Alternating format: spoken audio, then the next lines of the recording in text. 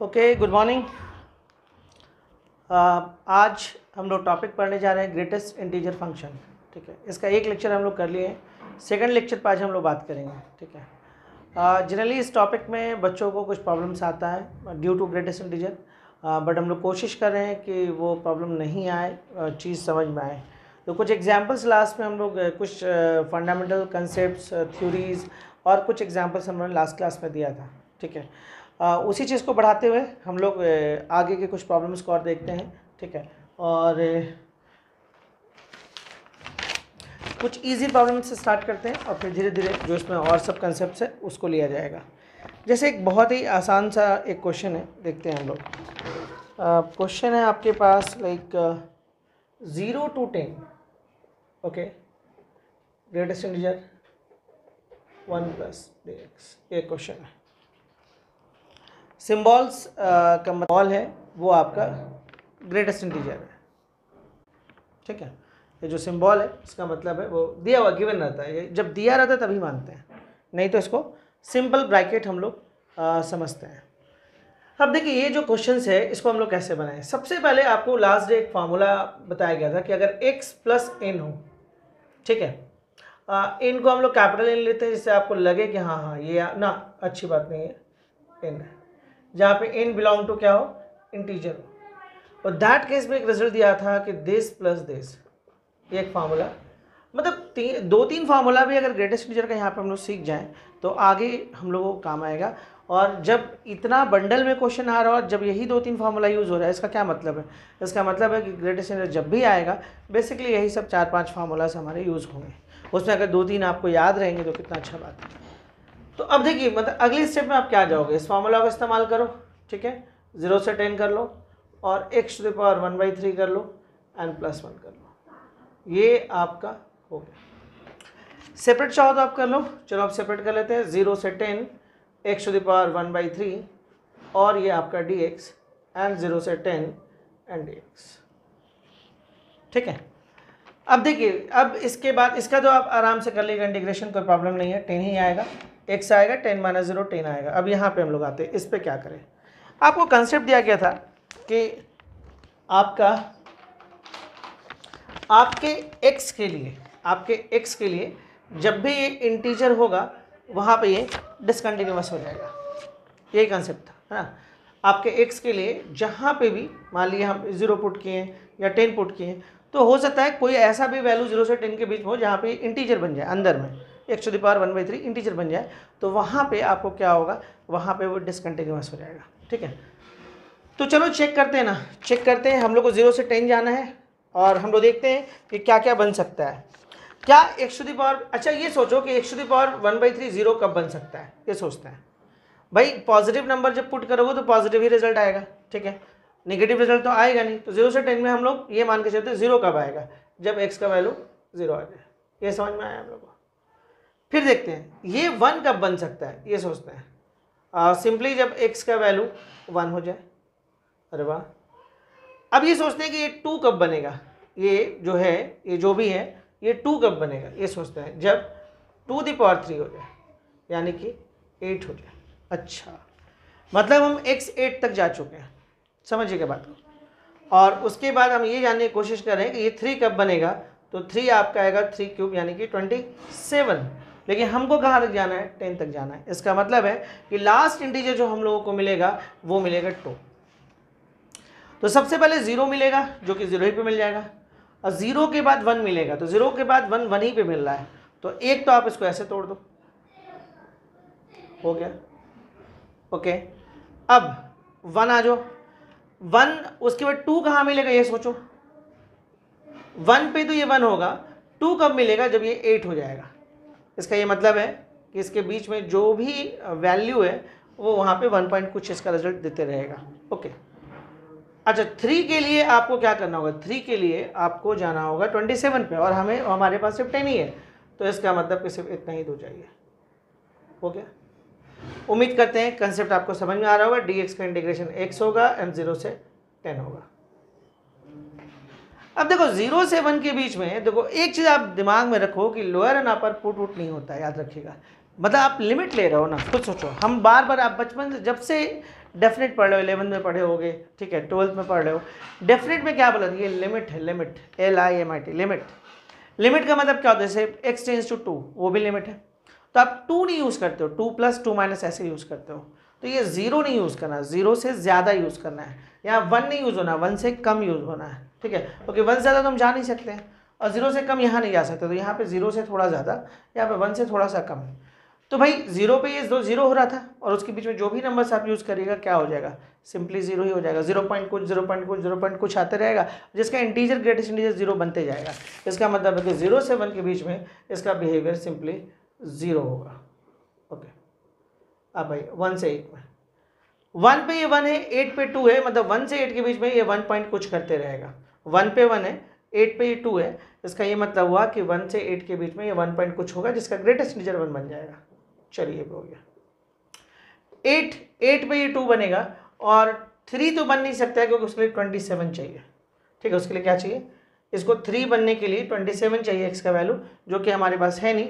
तो 8 में 2 बनेगा, और 8 से 10 के बीच में जो भी जाएगा 2 पॉइंट कुछ होगा, इसका मतलब कि इसका रिजल्ट 2 बनेगा। तो ये भी हो गया, और ये रिजल्ट तो 10th आएगा, 10 - 0 10 ही हो जाएगा। तो ये तो खत्म हो गया 0, ये रिजल्ट आपका 0 बन गया। dx का इंटीग्रेशन x ले लो, जो कि 1 से 8 होगा, और 2 को बाहर आप कर लो, 2 को बाहर कर लो, dx का इंटीग्रेशन x होगा, जो कि 8 से 10 आएगा, और ये रिजल्ट आपका बन जाएगा 10। आई थिंक अब सॉल्व होने का सिर्फ काम बचा हुआ है। 8 - 1, 8 - 1 7, ओके। यहाँ पे आ जाइए 2, 10 - 8, यहाँ से भी 10 - 8 हो जाएगा, और ये +10 हो जाएगा।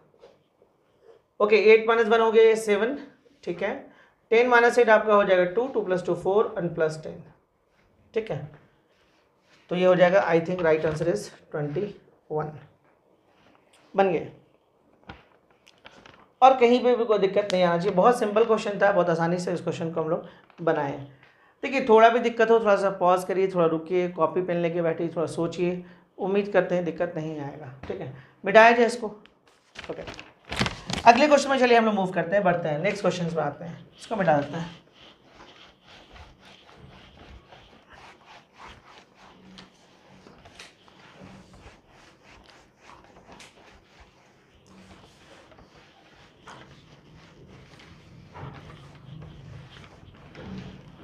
चलिए अगले क्वेश्चन पे आते हैं। देखिए, नेक्स्ट क्वेश्चन लेते हैं, एक इसी तरह का क्वेश्चन, थोड़ा सा जो आपके कंसेप्ट को और बनाए। ये तो हो गया। क्वेश्चन है, जैसे मान लीजिए आपके पास एक क्वेश्चन है 0 से n, ओके, और x² + 2 / x² + 1 dx, where n is a positive integer, where n is a positive integer, n जो है आपका वो पॉजिटिव इंटीजर है। अच्छा, एक बात हम आपको जो पीछे जो हम लोग यूज़ किए थे, वो एक कैसा फंक्शन था, ठीक है, वो आपका या तो वो इंक्रीजिंग होगा या तो वो डिक्रीजिंग होगा, जो भी इंटरवल है। वो ऐसा नहीं था कि कुछ जगह पे इंक्रीजिंग हो, कुछ जगह पे, लिए हम लास्ट क्लास से हम ये बात कर रहे हैं, है ना, लास्ट क्लास से हम ये बात कर रहे हैं, ठीक है। मतलब मोनोटोनस होगा, या तो इंक्रीज करेगा पूरा या तो डिक्रीज करेगा, मोनोटोनस होगा।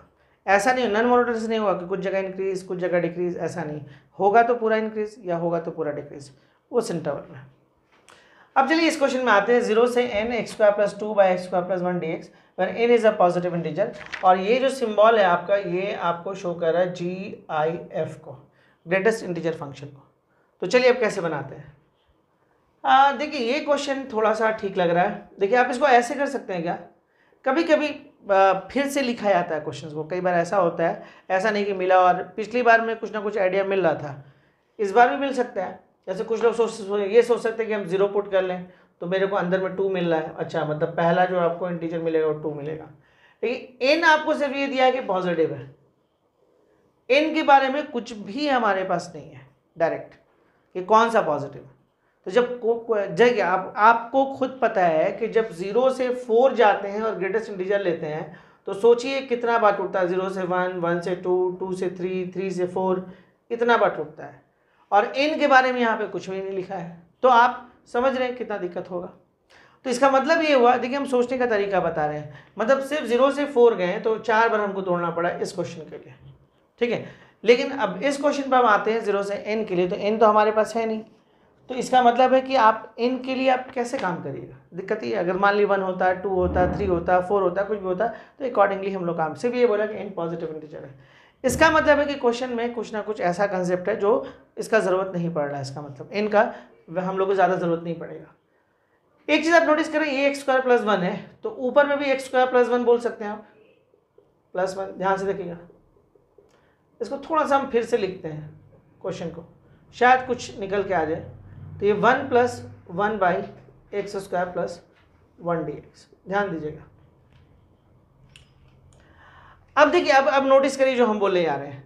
अच्छा, 1/x² + 1 ये है, ठीक है। मान लीजिए इसको हम थोड़ी देर के लिए कुछ नाम वाम देते हैं, मान लीजिए एक फंक्शन दे दिया था, तो ये फंक्शन का सबसे बड़ा वैल्यू कब आएगा, सबसे बड़ा वैल्यू इस फंक्शन का, इसका सबसे बड़ा वैल्यू कब आएगा, जब x का वैल्यू 0 हो जाए, क्योंकि 0 से स्टार्ट किया हम, तो x का वैल्यू 0 हो जाए, उस केस में ये क्या होगा, उस केस में ये 1 हो जाएगा।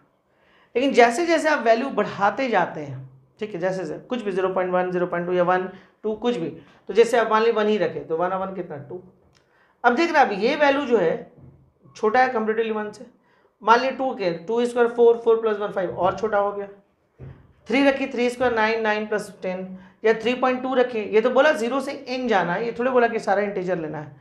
अब 0 से n में हो सकता है कुछ भी हो, 0 है और यहाँ पे n में कुछ होगा, कोई इंटीजर होगा, मान ली 5 ही होता, तो बीच में बहुत सारा नंबर है ना, आप सारे नंबर को पार करते हो जा रहे हो ना।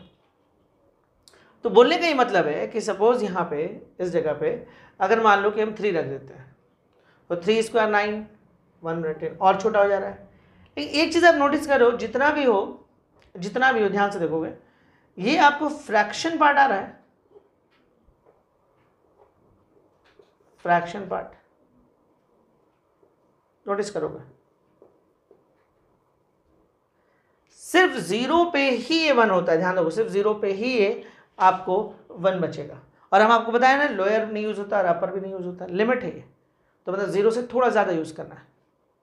तो 0 से अगर थोड़ा ज़्यादा यूज़ करेगा तो फिर वो प्योर आपको क्या मिलेगा, 1 नहीं मिलने जा रहा, 1 से थोड़ा कम हो जाएगा, ध्यान दीजिएगा। अगर 0 से आप थोड़ा सा भी ज़्यादा यूज़ कर लिए तो ये जो रिजल्ट है, मतलब 1 से नीचे बड़ा हो गया ना, 1.0001 हो गया, तो इसका रिजल्ट आपको 0.9999 ऐसा आने लगेगा, एग्जैक्ट 1 नहीं आएगा, बात समझिएगा, ठीक है। कुछ लोग के दिमाग में आएगा, अरे 0 पे तो मेरा आ रहा है, तो 0 यूज़ ही नहीं होता ना, इसके आगे ये सारा यूज़ होता है। उम्मीद करते हैं यहाँ तक बात आप लोगों को समझ में आ रहा होगा। आगे देखिए, इसका ये मतलब है कि आप कोई भी वैल्यू 0 से n के, आप कोई भी इंटीजर रख लो, कोई फर्क नहीं पड़ता है, आप 0.5, 0.2, 0.3 कुछ भी रख लो, या कोई इंटीजर रख लो, 2, 3, 4, 5, n पता नहीं हम लोगों को कितना है, कुछ भी कर लो, ये हर हाल में क्या होगा, कुछ भी कर लो, ये हर हाल में फ्रैक्शन डेवलप करेगा। कैसा फ्रैक्शन, जो 0 से 1 के बीच में होगा। ये पूरा का पूरा जो रेड वाला हम ड्रॉ किए हैं ऐसे, ये फ्रैक्शन देगा, ठीक है। और कैसा फ्रैक्शन होगा, फ्रैक्शन डेवलप करेगा, वो फ्रैक्शन 0 से 1 के बीच में होगा। इसका मतलब कि जब 0 भी नहीं होगा, 1 भी नहीं होगा, जब 0 से 1 के बीच में होगा, तो 1 में जब उसको ऐड करोगे तो 1.1, 1.2, 1.3, 1.4 ऐसा कुछ आने लगेगा, और उसका इंटीजर कितना आएगा, 1 आने लगेगा, ठीक है। मेरे को तो पता ना कि 1.5 का अगर इंटीजर करेंगे ग्रेटेस्ट तो 1 आएगा। तो इसका मतलब है कि ये रिजल्ट जो सीधे सीधे क्या देगा, 0 से n, और ये आप जगह 1 यानी कि dx को आप x लिख सकते हो, 0 से n, तो राइट आंसर होगा आपका n। बन गया क्वेश्चन। ये इस क्वेश्चन में खास था और कुछ था नहीं, मतलब जो पुराना प्रोसेस था यहाँ पे कोई यूज ही नहीं करना था, ठीक है। चलिए हम लोग बढ़ते हैं अगले क्वेश्चन की तरफ। अलग अलग टाइप बनाइएगा तो आइडिया होगा कि मतलब क्वेश्चन किस तरह का होता है। बढ़ते हैं, एक लेक्चर इसका पहले भी हो चुका है, दूसरा लेक्चर चल रहा है, तो जिन लोगों को थोड़ा बहुत दिक्कत होगा वो पहले लेक्चर से आइए, वहाँ पे और थोड़ा सा डेप्थ में बताया गया चीज़ को। चलिए कुछ और क्वेश्चन हम लोग इस पर करते हैं, ठीक है। जैसे एक क्वेश्चन हम लोग आपको देते हैं 1 से इन्फिनिटी, देखिएगा क्वेश्चन आपके पास है, मान लीजिए सपोज करिए 1 से इन्फिनिटी, ठीक है, π/e⁻x dx, मान लीजिए क्वेश्चन है, ठीक है। और ये जो सिंबल है वो आपको शो कर रहा है g IF। कुछ ऑप्शंस वगैरह है तो खैर ठीक है, ऑप्शन नहीं लिख रहे हैं, यहीं पे से देखते हैं। 1 से इन्फिनिटी। देखिए पाई के साथ एक्सपोनेंशियल है, ध्यान देगा। एक्सपोनेंशियल जो होता है वो इंक्रीजिंग फंक्शन एक तरह का होता है। अगर e⁻x का ग्राफ देखिए, हम पाई बाई e⁻x का ग्राफ नहीं खींच रहे हैं, हम सिर्फ e⁻x का ग्राफ दिखा रहे हैं आपको। कहीं भी चलिए वो इंक्रीज ही करेगा। तो एक चीज़ हम लोग नोटिस कर रहे हैं कि हम लोग जितना भी फंक्शंस ले रहे हैं या तो पूरी तरह से इंक्रीजिंग है या तो पूरी तरह से डिक्रीजिंग है। हम पिछले क्लास से ये बात बोल रहे हैं बार बार, आखिर क्यों बोल रहे हैं, क्या मकसद है इस बात को बोलने का, वो हम लोग धीरे धीरे समझेंगे। क्योंकि अब तक समझ जाना चाहिए था हम लोगों को, लेकिन फिर भी अभी तक इस बात पर नहीं ध्यान दिलाया गया। एक आध क्वेश्चन लेंगे तो समझ में आएगा। देखिए 1 से इन्फिनिटी में देखिए पाई बाई e⁻x, 1 पुट करिए तो 1, यहाँ पे 1 पुट करिए तो 1 पुट करिएगा तो पाई बाई e हो जाएगा। व्हाट इज e का वैल्यू शायद 2.7 होता है, पाई का वैल्यू 3.14 होता है। ऐसा सिंबल इसलिए देते हैं कि वो लगभग होता है, वो इक्वलेट वैल्यू नहीं होता है। इसका ये मतलब हुआ कि 1 पे जो है आपको क्या मिला, जो लोअर लिमिट जब आप पुट कर रहे हो तो आपको ग्रेटर देन 1 मिल रहा है। ध्यान दोगे क्योंकि न्यूमरेटर का वैल्यू ज़्यादा है और डिनोमिनेटर का वैल्यू कम है, तो आपको ये मिल जा रहा है। ठीक है, तो 1 से ज़्यादा है, तो 1 से ज़्यादा है तो उसका ग्रेटेस्ट इंटीजर क्या होगा, 1 होगा। अब हम लोग को आगे देखना होगा। देखिए आप एक चीज़ नोटिस करो, जैसे जैसे आप वैल्यू को बढ़ाते जाओगे, ठीक है, जैसे आपको 1 से ज़्यादा मिला है तो अगला टारगेट क्या है, 2 कहाँ मिलेगा। अगला टारगेट यही है कि 2 कहाँ मिलेगा।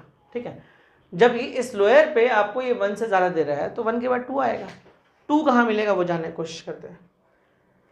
तो हम लोग को पता चला कि 2 तो नहीं मिलने वाला। अब क्यों नहीं मिलने वाला है कि जैसे जैसे आप वैल्यू को बढ़ाते जाइएगा, ध्यान से देखिएगा, जैसे मान लीजिए आप e⁻x, ठीक है, अब देखिए ना, अगर आप कुछ ऐसा कर दें e, ओके, और यहां पे कर लें पाई,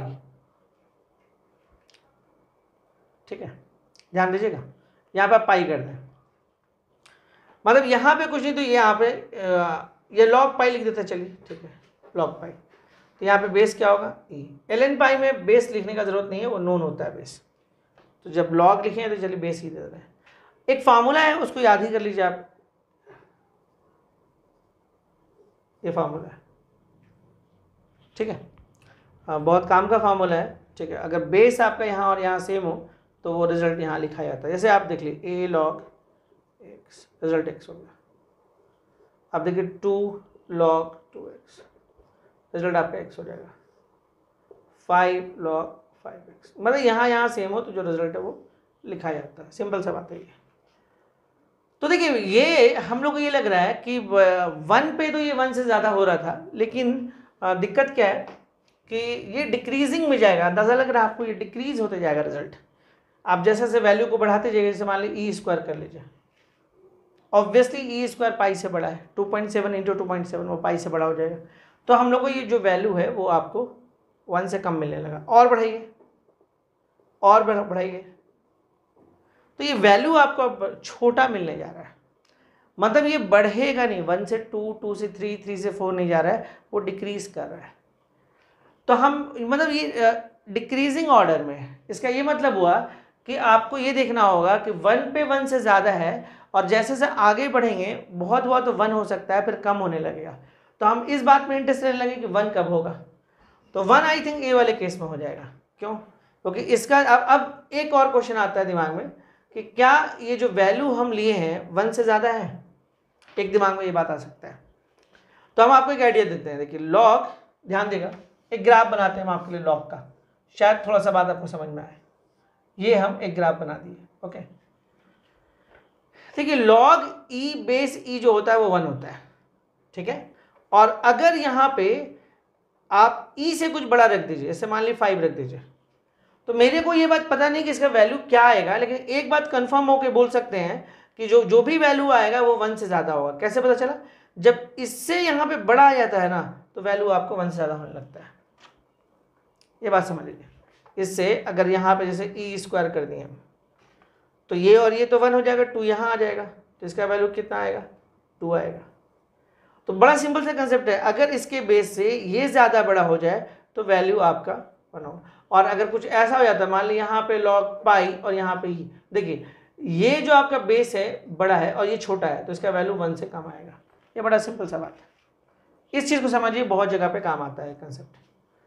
तो इसका मतलब है कि सिंपल सा कि ये जो भी वैल्यू है, ये जो भी वैल्यू है, देखिए कन्फ्यूज़न क्या हो रहा है कि 1 पे तो हम लोग को जो रिजल्ट मिल रहा है, 1 पे जो रिजल्ट हमको इसका मिल रहा है वो आपको मिल रहा है, क्या मिल रहा है, पाई एंड ई, मतलब ग्रेटर देन 1 मिल रहा है। अब एक बात हम लोग को समझ में आया कि जैसे जैसे हम वैल्यू बढ़ाते जाएंगे हम लोग को वैल्यू पॉजिटिव तो जरूर मिलेगा बट डिक्रीजिंग मिलेगा। तो हम लोग क्या करें, जैसे जैसे एक्स बढ़ाते जा रहे हैं वैल्यू आपको डिक्रीज मिल रहा है, कहाँ तक, अप टू इन्फिनिटी तक। मतलब एक बात समझ में आ गया कि पूरा का पूरा जो फंक्शन है वो डिक्रीजिंग फंक्शन है उस इंटरवल में पाई से इन्फिनिटी में। चलिए बहुत सही। अब देखिए, अब जब 1 ये डिक्रीज कर रहा है, 1 से कम हो रहा है, बात समझिएगा, लेकिन पॉजिटिव ही रह रहा है। 1 से अगर कम हो रहा है तो ऑब्वियसली कभी ना कभी ये 0 हुआ होगा, सॉरी कभी ना कभी ये 1 तो हुआ होगा ना। अगर ये 1 से मान लीजिए डिक्रीज कर रहा है, 1 प्लस है, और 1 से कम होते जा रहा है तो कभी ना कभी 1 हुआ होगा। तो 1 कब होगा, 1 तभी होगा जब ये और ये सेम हो जाए। तो ये और ये सेम कब होगा, जब x के बदले में हम ये यूज़ कर लें। अब सवाल ये होता है कि ये आप यूज़ कर सकते हैं क्या, तो आपको ये सिर्फ जानना होगा कि ये वैल्यू 1 से बड़ा है कि नहीं, क्योंकि आपका लोअर लिमिट 1 है तो ऑफ कोर्स 1 से बड़ा है, क्योंकि हमको समझ में आ गया कि ये जो पाई दिख रहा है इस बेस से ज़्यादा है। ओके, तो यहाँ पे देखिए आप क्या करिएगा इस केस में, लॉग पाई कर लीजिए, पाई से e to the power x dx। ठीक है, आगे बढ़ते हैं। हॉल में बैठ कर बना क्या, यहाँ बैठ कर बना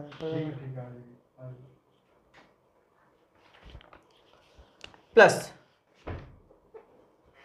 लॉग पाई। ठीक है, अब देखिए 1 हो गया। अब उसके बाद क्या होगा ना, उसके बाद आप बढ़ते जाइए बढ़ते जाइए, ठीक है, कितना भी चल जाइए। देखिए अब अभी क्या हुआ, ये 1 हो गया, समझिएगा बात। 1 के बाद अब क्या मिलेगा, सिंपली और तो कुछ मिलने से रहा अब, क्योंकि पॉजिटिव तो मिलेगा वो पक्का, क्योंकि पॉजिटिव वैल्यू डालना है तो एक्सपोनेंशियल पे कोई भी पॉजिटिव वैल्यू डालेगा। अब कुछ भी डाल दो कोई फर्क नहीं पड़ता है, ई हो गया, एक्स स्क्वायर डाल दो, ई स्क्वायर ऊपर में पाई है, ऑफ कोर्स लेस देन 1। तो मतलब अब जो भी वैल्यू मिलेगा 1 से छोटा मिलेगा, तो कहाँ तक मिलेगा, अप टू इन्फिनिटी मिलेगा। तो ये आपको कुछ ऐसा आ रहा है, चेक करिए। उम्मीद करते हैं कहीं पे कोई दिक्कत आप लोगों को नहीं आना चाहिए, कोई ऐसा प्रॉब्लम वाला क्वेश्चन है भी नहीं है। ठीक है, चलिए मैं बढ़ते हैं आगे। तो क्या रिजल्ट होगा, मिटाया जाए थोड़ा सा नीचे।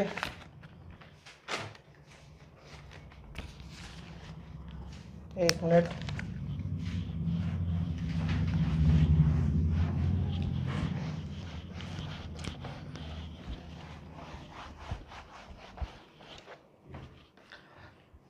देखिए सबसे पहले हम लोग क्या देखें कि पाई 1 जो है लोअर लिमिट, हम लोग क्या देखें 1 जो लोअर लिमिट है इसको पुट कर रहे हैं, तो ये जो पूरा कंप्लीट वैल्यू जो है वो आपको 1 से ज़्यादा मिल रहा है।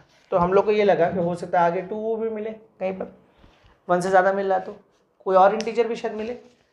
लेकिन हम लोगों को आगे जब पता चला कि ये डिक्रीजिंग फंक्शन जा रहा है, इसका मतलब है कि आपको वैल्यू छोटा मिलते जाएगा। तो इसका मतलब कि हम स्टार्ट जब किए 1 पे, देखिए मान लीजिए x है, जब हम 1 लिए तो हम लोगों को वैल्यू 1 से ज़्यादा मिला। लेकिन जैसे जैसे हम लोग आगे बढ़ते गए, वैल्यू को अपना x को बदलते गए, तो वैल्यू और कम होते जा रहा है। तो फिर हम इस बात पे नोटिस करने लगे कि एग्जैक्ट x 1 कब मिलेगा। तो एग्जैक्ट 1 मिलेगा आपको जब आप यहाँ पे लॉग पाई का इस्तेमाल करिए। कहाँ पे, इस पे, तभी मिलेगा। क्यों मिलेगा, क्योंकि आप लॉग पाई हो जाएगा, इस केस में पाई और पाई हो जाएगा, और इस केस में ये 1 हो जाएगा। तो ये एक केस। अब उसके बाद, इसके बाद जब यहाँ पे ऐसे हो गया, लॉग पाई से इन्फिनिटी हो गया। अच्छा, अब आगे इन्फिनिटी क्यों लिए, क्योंकि मेरे को पता है कि ये पॉजिटिव ही होगा, लेकिन और ये बड़ा होगा, हमेशा डिनोमिनेटर बड़ा होगा। तो जब हमेशा डिनोमिनेटर बड़ा होगा तो ऑब्वियसली जो रिजल्ट्स होगा वो लेस देन 1 ही आते रहेगा। तो यानी कि अब कोई और इंटीजर आने का चांस नहीं। ऐसे भी अब पॉजिटिव ही होगा तो 1 के बाद अब कौन सा इंटीजर आएगा, कोई बचता नहीं है। तो हम लोगों को जो इंटरवल डेवलप करेगा, देखने से क्वेश्चन जैसा भी हो बट 2 ही इंटरवल हमारा डेवलप करेगा। तो पहले वाले में क्या लिखिएगा, अब उस पर आते हैं हम लोग, रिजल्ट क्या लिखिएगा। ठीक है, देखिए अब 1 से ऊपर जो भी लिखेगा 1, ये इसका मतलब है कि इसको पुट करने पे यहाँ पे 1 से ज़्यादा आएगा, और ये वो है जो 1 आएगा, मतलब इसके बीच में जो भी आएगा 1 से ज़्यादा ही आएगा। तो जब ये 1 से ज़्यादा आएगा तो इसका मतलब है कि ये जो वैल्यू है सिंपली 1 दे देगा, और ये जो है लोअर पे, इस लोअर पे तो 1 दे देगा, लेकिन उसके आगे जैसे जैसे बढ़ाइएगा इसका जो कंप्लीट रिजल्ट है वो 1 से कम मिलेगा। जब इसका कंप्लीट रिजल्ट 1 से कम मिलेगा तो बड़ा सिंपल है, उसका इंटीजर जो है, ग्रेटेस्ट इंटीजर जो है वो 0 हो जाएगा। तो इसका मतलब कि log पाई से इन्फिनिटी एंड 0 इंटू dx। ठीक है, अब मुझे नहीं लगता कुछ खास दिक्कत, ये तो खत्म हो गया कहानी इसका। अब ये dx का x हो जाएगा 1 से log पाई, तो log पाई, ओके, log पाई माइनस 1, तो हो गया। और क्या, 1 को आप लिख सकते थे। आंसर्स में हम लोग देखते हैं, इसका आंसर कुछ इस तरह से है, log पाई, इसको लिख सकते log ई, तो log E pi by E is answer. 1 को हम ऐसे लिख सकते थे, तो उस हिसाब से लिखें। फिर log m minus log n का कंसेप्ट लगाएं, तो this equal to log m by n आ गया। तो बेसिकली उम्मीद करते हैं क्वेश्चन आपको समझ में आएगा। देखिए थोड़ा बहुत तो मेहनत करना होगा, हर चीज़ आपको एकदम परोसा हुआ नहीं मिलेगा, थोड़ा बहुत दिमाग लगाना होगा आपको। ऐसे कोशिश कर रहे हैं कि वो पूरा कंसेप्ट आपको क्लियर हो। अगले क्वेश्चन पे आते हैं, मूव करते हैं नेक्स्ट क्वेश्चन में।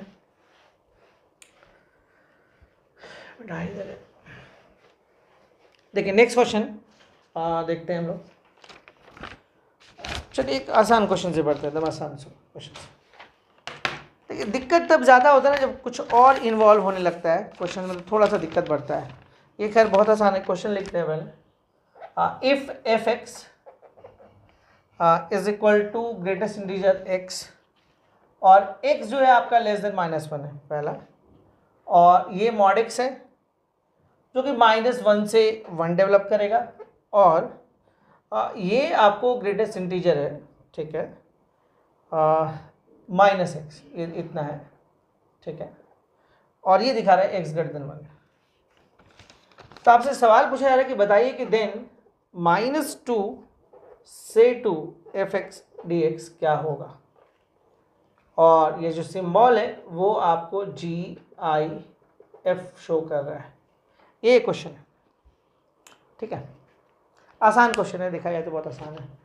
देखिए आपको -2 से 2 जाना है, सिंपल सा बात है, -2 से 2 जाना है, ठीक है, और आपको ये टूटा हुआ है, फंक्शन को तोड़ दिया गया 3 पार्ट में, तो अकॉर्डिंगली चल रही है, और कोई दिक्कत तो है नहीं इसमें। जैसे मान लीजिए आप सिंपल सा ध्यान से देखिए, नहीं समझ में आता तो आप पूरा -2 से बना दिए, -2 -1 फिर 1 और फिर 2। अब इतना क्यों बनाए, इतना इसलिए बनाया कि इसके अकॉर्डिंग बनाया, ठीक है। अब क्या ये बोला कि -2, ध्यान से देखो, -2 से पहले -1 हो, अब बोलो वो क्यों, क्योंकि -1 से जब आपका x कम होगा, -1 से जब आपका x कम होगा, मतलब ये वाला पार्ट, तो इसमें मिलेगा आपको ग्रेटेस्ट इंटीजर। -1 से कम, -1 से कम मतलब इधर मिलेगा, तो इसका मतलब कि -2 से -1 के बीच में आपको ये पड़ेगा। हो गया, आगे बढ़ते हैं। -1 से 1 के बीच में मॉड आपका है, तो यहाँ पे लिख लीजिए -1 से 1 मॉड x dx। फिर आगे बढ़ेंगे, 1 से जब बड़ा हो तो कहाँ तक जाएगा, 2 तक जाएगा, तो 1 से 2 में आप आ जाओ mod x minus x dx। हो गया, बंद हो गया। अब थोड़ा सा बनाना होगा आपको, उसके हिसाब से काम करना होगा।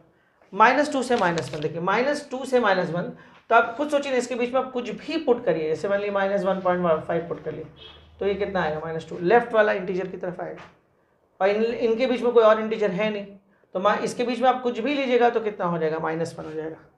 तो -2 से -1, और इसका जो रिजल्ट आएगा वो -1 आएगा। क्यों, क्योंकि इसके बीच में कोई भी इंटीजर रखिए, कोई कुछ भी रखिए, कोई भी नंबर रहे एक्स में रखिए, -1.5, -1.7, -1.8, -1.7, -1.5, -1.4, -1.3, -1.2, कुछ भी रखिएगा, फाइनल रिजल्ट -1 आएगा। तो ये हो गया। -1 से 1, देखिए आप एक चीज़ नोटिस कर रहे हैं कि हम लोग मॉड में हैं, और मॉड आपको जो काम करता है निगेटिव और पॉजिटिव पे काम करता है, लेकिन एक चीज़ और देख रहे हैं कि लोअर एंड अपर सेम है, और ये इवन फंक्शन है, तो हम इसको लिख सकते हैं 2 times of 0.7 mod x dx। ये इवन फंक्शन एकदम क्लियर दिख रहा है। अब देखिए 1 से 2 में आइए, 1 से 2 में इसका बिहेवियर कैसे होगा, और कोई इंटीजर नहीं है इसके बीच में, तो 1.5 पे 1, यानी कि 1 से 2 में 1.5 पे यानी कि 1, ठीक है, इसके बीच में कुछ भी रखिएगा तो इसका जो रिजल्ट आएगा वो 1 आएगा, तो 1 माइनस x dx। अब मुझे नहीं लगता कि यहाँ से बनाने में कोई खास दिक्कत आना चाहिए। -2 से -1, माइनस को बाहर कर लो, -2 से -1 dx, 2 0 से 1 के बीच में ये आराम से बाहर आ जाएगा, और 1 से 2 में इंटीग्रेट अगले स्टेप में ही करते हैं, 1 - x dx। तो dx का इंटीग्रेशन हो जाएगा x -2 से -1, x² 2, 0 से 1 और 2, ये 2 से 2 कैंसिल भी हो जाएगा आराम से, कोई दिक्कत नहीं है। एंड सिमिलरली यहाँ पे आ रही है, आपको आ जाएगा x - x² 2, x² 2, और ये हो जाएगा 1 से 2। थोड़ा सा बस सॉल्यूशंस का काम बचा हुआ है। इसका राइट आंसर आएगा -3/2। चलिए बढ़ते हैं आगे। तो इजी था, बहुत ही इजी क्वेश्चन था, बस खाली समझना था कि कहाँ कहाँ पे क्या इंटरवल बन रहा है। ठीक है, मॉड भी बहुत टफ नहीं है, ग्रेटेस्ट इंटीजर भी बहुत टफ नहीं है, बस थोड़ा बहुत तो दिमाग लगाना ही होगा। एक बहुत आसान क्वेश्चन देखा जाए क्या है, देखिएगा। तो टेस्ट लिए हैं, उसका क्वेश्चन नंबर 10 है, तो देख लेते हैं हम लोग थोड़ा। ये शायद जो हम टेस्ट है, शायद टेस्ट नंबर 17 में बहुत सारा क्वेश्चन इसका मिल जाएगा। तो देखिए क्या है, 0 से π/4, 0 से π/4, okay, tan x and d x - x, okay, ये क्वेश्चन है। ठीक है, यहाँ तक कोई दिक्कत नहीं, बढ़ते हैं आगे। इस क्वेश्चन को थोड़ा सा देखते हैं, ये थोड़ा सा इंटरेस्टिंग क्वेश्चन है। मतलब ये क्वेश्चन जब बच्चों को आता है तो बच्चे थोड़ा गलती कर देते हैं, लेकिन क्वेश्चन में ऐसा कुछ भी नहीं है। तो देखा जाए क्वेश्चन के अंदर क्या है।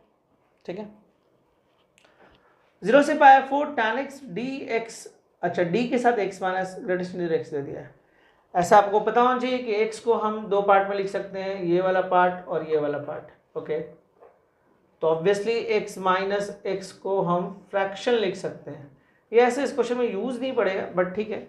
और एक और बात बता देते हैं, कभी भी इसको या इसको फ्रैक्शन में नहीं लिखा जाता, याद रखिएगा।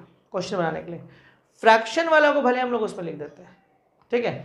अच्छा, ये फ्रैक्शन वाला जो होता है ना x, ये x होता है कब मालूम, जब x आपका 0 से 1 के बीच में हो, शायद कहीं काम आ जाए आपके। ठीक है, मतलब 0 से 1, 0 भी नहीं 1 भी नहीं, 0 से 1 के बीच में। मतलब आप अगर मान लीजिए 0.5 है तो ये 0.5 होगा, लेकिन अगर 1.5 है तो ये 1.5 नहीं होगा, तब भी 0.5 ही होगा। मतलब सिंपल सा बात है, जो फ्रैक्शन पार्ट है वो लिखाता है। अब इस क्वेश्चन में आता है, देखिए ना, 0 से π/4, ध्यान से देखिएगा, ये हो गया tan x d, okay, x minus. देखिए आप ये सोचना है 0 से π/4 में इसका बिहेवियर कैसे होगा। ठीक है, खुद सोचिए। पाई का वैल्यू आएगा 3.14/4, तो इसका जो भी वैल्यू आएगा 0 पॉइंट कुछ आएगा, क्योंकि डिनोमिनेटर बड़ा दिख रहा है तो 0 पॉइंट कुछ आएगा। जब 0 पॉइंट कुछ आएगा तो इसका इंटीजर, ग्रेटेस्ट इंटीजर क्या होगा, 0 होगा, तो यानी कि ये 0 होगा। ये रीज़न था इसका, क्योंकि आपको 0 से π/4 जाना है, तो π/4 जो हम उसका मैक्सिमम देख रहे हैं, वहाँ पे हमको क्या मिल रहा है 3.14, पाई का वैल्यू 4 नीचे, तो इसका वैल्यू कितना मिलेगा, जो भी मिलेगा वो लेस देन 1 मिलेगा, इसमें तो कोई डाउट नहीं है, लेस देन 1 मिलेगा। तो उस केस में देखिए अब क्या होगा, 0 से π/4 tan x एंड dx। ठीक है, और tan x का इंटीग्रेशन देखिए क्या होगा, log sec x हो जाएगा, log sec x 0 से π/4 होता है। पुट कर लो, और कुछ है नहीं, log sec π/4 minus log sec 0। sec π/4 होता है √2, यानी कि log √2, एंड sec 0 1 होता है, मतलब log 1 0, यानी राइट आंसर log √2 या हाफ log 2 भी बोल सकते हैं। तो देखिए क्वेश्चन कैसा है, सिंपल हम लोग क्वेश्चन देख रहे हैं कि थोड़ा सा अगर आप शुरू के स्टेप्स को नहीं पकड़े तो क्वेश्चन आपके हाथ से गया। अच्छा, एक इंटरेस्टिंग क्वेश्चन है जो आपको कॉम्प्लेक्स नंबर से रिलेट करके दिया है, थोड़ा सा देखते हैं वो क्वेश्चन क्या है। ठीक है, क्वेश्चन बहुत ज़्यादा आसान है, लेकिन प्रॉब्लम क्या है इस क्वेश्चन के साथ कि कुछ तो प्रॉब्लम है क्वेश्चन के साथ। देखा जाए क्या प्रॉब्लम है, देखते हैं पहले। देखिए क्वेश्चन क्या है पहले वो देख लेते हैं, मिटा ही देते हैं इसको। देखिए डेफिनेट इंटीग्रेशन बहुत इंपॉर्टेंट है, ये अब तक आपको समझ में आ चुका होगा क्योंकि टॉपिक में बहुत डेप्थ है और बहुत कुछ जानना है। इसके बाद जो टॉपिक है एरिया बाउंड या डिफरेंशियल इक्वेशंस, उसमें इतना ज़्यादा डेप्थ अभी नहीं है। एरिया बाउंड में तो खैर ज़्यादा नहीं है, ग्राफ आता तो बनने लगता है। डिफरेंशियल जब हायर स्टडी करिएगा, आप इंजीनियरिंग करने जाइएगा, मैथ्स ऑनर्स या आप फिर उसमें पीजी करिएगा, तो फिर आपको काफ़ी मैथ्स पढ़ना होगा डिफरेंशियल इक्वेशन से रिलेटेड। लेकिन अभी जो 12th का सिलेबस है या IIT का सिलेबस है, उसमें डिफरेंशियल इक्वेशन वगैरह का सिलेबस थोड़ा कम है, मतलब बहुत ज़्यादा नहीं है। थोड़ा सा मेहनत करेगा तो काम बन जाएगा आपका। लेकिन ये जो चैप्टर्स है मतलब आप ये बोलिए कि इंटीग्रल का जो सबसे इंपॉर्टेंट है, इंटीग्रल में हम लोग 4 रखते हैं, indefinite, definite, area bound, differential. तो सबसे बड़ा चैप्टर और सबसे बेहतरीन चैप्टर डेफिनेट इंटीग्रेशन को ही माना जाता है। तो डेफिनेट इंटीग्रेशन में थोड़ा सा तो आपको काम चाहिए।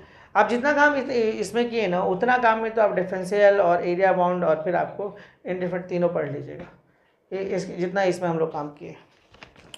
तो देखिए यहाँ पे क्या अगले क्वेश्चन में आते हैं 0 से 50।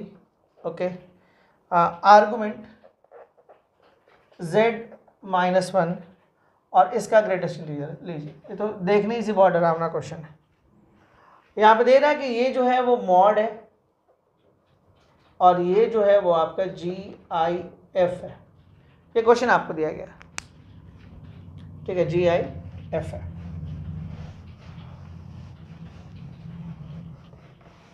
तो देखा जाए इसके अंदर क्या कहानी है। आर्गुमेंट z-1, आर्गुमेंट देखिए बहुत डिटेल में तो हम जाएंगे नहीं, ठीक है। जैसे हम थोड़ा सा आपको कुछ कंसेप्ट दिखाते हैं। z-1 छोड़ दीजिए, हम सिर्फ z लेते हैं, ठीक है। z हम बोलते हैं मान लीजिए x प्लस आई वाई को, समझाने के लिए कर देते हैं। z है x प्लस आई वाई को बोलते हैं। तो अगर आप इसका मॉड लीजिएगा ना, तो शायद आपको कॉम्प्लेक्स याद होगा, this equal to x² plus y² होता है। तो उम्मीद है ये बात आप समझ गए होंगे। अब देखिए यहाँ पे क्वेश्चन है z-1, तो हम एक काम करते हैं x plus i y minus 1, iota y minus 1। अब जिसमें आयोटा नहीं है उसको एक तरफ, जिसमें आयोटा एक तरफ। अब इसको अगर आप लिखिएगा तो आप इसको ऐसा लिख सकते हैं। एक और बात, रूट हमेशा पॉजिटिव होता है, ये आप जानते हैं, इसमें कोई डाउट नहीं होना चाहिए आपको, रूट ऑलवेज पॉजिटिव, ठीक है। क्यों होता है भाई, रूट का ग्राफ ऐसा कुछ बनता है, ऐसा बनता है, this graph is equal to y is equal to root x, ठीक है। तो अब खुद देखिए ना, ये निगेटिव नहीं होता, आप कुछ भी देखो अंदर निगेटिव x तो तुम रख ही नहीं सकते हो, पहला बात, ठीक है। तो y आपको किसी भी हाल में नेगेटिव नहीं आने वाला है, बट आप बेसिस कंसेप्ट समझिए कि रूट आपका पॉजिटिव होता है, ठीक है। तो अब यहाँ पे देखिए ये एक बात तो समझ में आ गया कि ये जो भी चीज़ है पॉजिटिव है। तो आप आर्गुमेंट निकालना चाह रहे हो किस, अच्छा पॉजिटिव कोई नंबर्स आएगा, कोई भी नंबर्स 5, 8, 12, 15, कोई भी पॉजिटिव नंबर आएगा, बात समझिएगा। तब आर्गुमेंट निकाल रहे हो मान लो किसी नंबर का, सपोज करो 5। आर्गुमेंट का मतलब होता है एंगल, मतलब एम्पलीट्यूड या जो भी, वो एक एंगल टाइप का होता है। तो आप किसी नंबर का आप आर्गुमेंट निकाल रहे हो, तो ऐसे हम आपको बता दें कि आर्गुमेंट किसी भी नंबर का जो होता है वो 0 होता है। फॉर्मूला उसके लिए हम लोग ये लिखते हैं, argument z is equal to tan inverse y by x। तो देखिए बड़ा सिंपल से बात है कि जब आप इसको सॉल्व किए अपने z-1 को और जब मॉड लिए तो फाइनली एक नंबर बच गया, वो सिर्फ नंबर है, कुछ और नहीं। अरे ठीक है, उसको हम सॉल्व नहीं कर पा रहे, x y की जगह पे कोई नंबर वंबर रखिएगा तो अल्टीमेटली एक नंबर आएगा सिर्फ। तो पहले आप ये समझ लीजिए कि किसी भी कॉम्प्लेक्स का z आपका कौन सा था, z-1, इसका आप ये आपका है, और आर्गुमेंट आप z-1 का नहीं निकाल रहे, ध्यान देगा, आर्गुमेंट आप मॉड z-1 का निकाल रहे हैं। ये सिंगल मिनट क्वेश्चन भी नहीं है, मतलब 30 सेकंड में बनता है अगर आपको ये नॉलेज है आर्गुमेंट का। तो ये क्वेश्चन सिर्फ फंस रहा है आर्गुमेंट की वजह से, लेकिन फिर भी थोड़ा सा समझाने का कोशिश कर रहे हैं। मान लीजिए कॉम्प्लेक्स है, उसका मॉड ऐसा होता है, मेरे पास कॉम्प्लेक्स ऐसा था तो हम इसको थोड़ा सॉल्व किए तो फाइनली आया, रूट हमेशा पॉजिटिव होता है। तो यानी ये जो भी ये पॉजिटिव है, ये किसके बराबर है, मॉड z-1, मतलब ये पॉजिटिव, मतलब ये नंबर है, बात समझिएगा। और मॉड z-1 एक जो है नंबर है, और कैसा नंबर है, पॉजिटिव नंबर है। तो आप किसका आर्गुमेंट ले रहे हैं, किसी पॉजिटिव नंबर का, तो हम यहाँ पे एक नंबर खुद से एज्यूम कर ले रहे हैं। अब मान लिया अब इसका आपको आर्गुमेंट लेना है तो फार्मूला ये होता है, ठीक है। तो अब देखिए ना, ये एक कॉम्प्लेक्स है, ये कॉम्प्लेक्स है जिसका निकालना है। अब ध्यान से देखिए y क्या होता है, z is equal to x plus iota y, मानिए y आपको इमेजिनरी होता है और x जो है आपको रियल होता है। तो यहाँ पे इमेजिनरी नाम का चीज़ तो है ही नहीं, ध्यान से देखिए 5 + 0 × i है। तो इसका ये मतलब हो कि tan इनवर्स y की जगह पे 0 5 फाइनली tan इनवर्स 0, तो ये हो गया 0, मतलब आर्गुमेंट z इसका 0 आ गया। ऐसा आपके जानकारी के लिए बताते हैं, अगर याद नहीं है तो किसी भी नंबर्स का, पॉजिटिव नंबर का आर्गुमेंट 0 होता है डायरेक्ट, किसी भी पॉजिटिव नंबर का जो आर्गुमेंट होता है वो 0 होता है। तो यानी कि इसका मतलब कि एक पॉजिटिव नंबर है, ध्यान से देखिएगा, ये एक पॉजिटिव नंबर है, एक मिनट ध्यान देगा, ये आपका एक पॉजिटिव नंबर है और इसका आर्गुमेंट ले रहा है। तो argument positive, simply argument positive जो होता है वो 0 होता है, तो ये रिजल्ट 0 हुआ। ये मतलब ये कंप्लीटली आर्गुमेंट इतना का रिजल्ट आपको 0 मिल रहा है। तब 0 पे अगर ग्रेटेस्ट इंटीजर लगाते तो क्या होगा, कुछ नहीं, 0 ही होगा। तो रिजल्ट कितना होगा, 0। बनना था इसको 2 ही 3 लाइन में, मतलब जिनके पास कंसेप्ट है 2 लाइन में बनेगा, जिनके पास कंसेप्ट नहीं है उनसे नहीं बनने जा रहा क्वेश्चन, क्योंकि इसमें ग्रेटेस्ट इंटीजर का कंसेप्ट ना के बराबर है, कंसेप्ट पूरा ये था। तो चलिए अगले क्वेश्चन की तरफ हम लोग बढ़ते हैं। उम्मीद करते हैं कंसेप्ट समझ में आया होगा, है ना। हाँ चलिए नेक्स्ट इसमें देखते हैं हम लोग।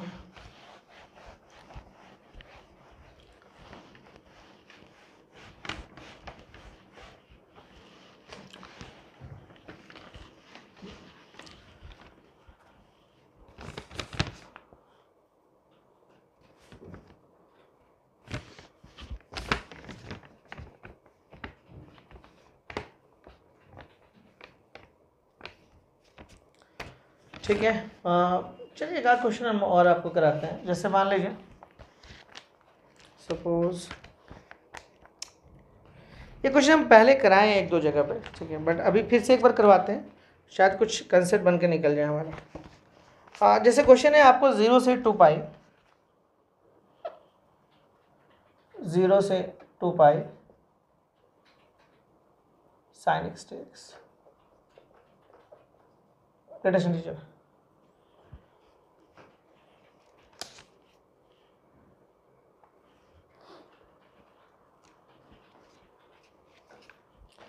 तो ये एक अच्छा क्वेश्चन है, बेहतरीन क्वेश्चन है। हम आपको 2-3 क्वेश्चन बता के आपको बताएंगे कि आपका कंसेप्ट थोड़ा सा यहाँ से ओपन हो। बहुत अच्छा क्वेश्चन है।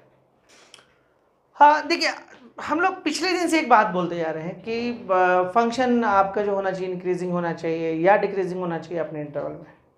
देखिए 0 से 2 पाई में अगर आप साइन एक्स को देखिए तो वो पूरी तरह से इंक्रीज नहीं करता और पूरी तरह से डिक्रीज नहीं करता, नाइदर इंक्रीजिंग नॉट डिक्रीजिंग। मतलब ट्रिगो में थोड़ा सा तो दिक्कत होता है ग्रेटेस्ट इंटीजर में, तो बात समझिएगा। इससे पहले जो भी क्वेश्चन आप बनाए थे ना, वो या तो पूरी तरह से इंक्रीज कर रहा था या तो पूरी तरह से डिक्रीज कर रहा था। तो एक कंसेप्ट बोला जाता है, सुनिएगा, एक्स के किसी वैल्यू के लिए, देखिए एक्स ये है, मतलब यहाँ से यहाँ लिमिट जो है, एक्स के किसी वैल्यू के लिए अगर आपका ये जो फंक्शन है अगर इंटीजर बनता है, सुनिएगा फिर से, एक्स के किसी भी वैल्यू के लिए अगर ये आपका इंटीजर बनता है तो इसका मतलब है कि उस पॉइंट पे फंक्शन डिसकंटिन्यूअस होता है। रिपीट अगेन, मतलब वहाँ से टूटेगा। डिसकंटिन्यूअस फंक्शन का तो इंटीग्रेशन हम कर नहीं सकते हैं, तो वो तोड़ना पड़ेगा। फिर से रिपीट करें, एक्स के किसी भी वैल्यू के लिए अगर ये मान लीजिए कोई एक्स का वैल्यू रखें और ये साइन एक्स आपका इंटीजर बन जाता है, तो इसका मतलब है कि उस पॉइंट पे फंक्शन आपका क्या हो जाएगा, डिसकंटिन्यूअस हो जाएगा। ग्रेटेस्ट इंटीजर के केस में टूट जाएगा, ठीक है। लेकिन ये रूल्स तब काम आता है जब फंक्शन आपका मोनोटोनस हो, मतलब या तो वो पूरी तरह से इंटरवल में इंक्रीज कर रहा हो, इंटरवल में जो भी दिया हुआ है, या पूरी तरह से इंटरवल में डिक्रीज कर रहा हो। लेकिन यहाँ पे मामला वैसा नहीं है, क्योंकि आप साइनस ग्राफ को थोड़ा सा देखिएगा तो आपको कहानी समझ में आएगा। देखिए साइनस ग्राफ पे अगर आते हैं ये ऐसे, ये ऐसे, तो थोड़ा सा आपको जो ट्रिग्नोमेट्रिक जो कंसेप्ट आते हैं वो थोड़ा सा जो है मतलब आपको ध्यान रखना पड़ेगा।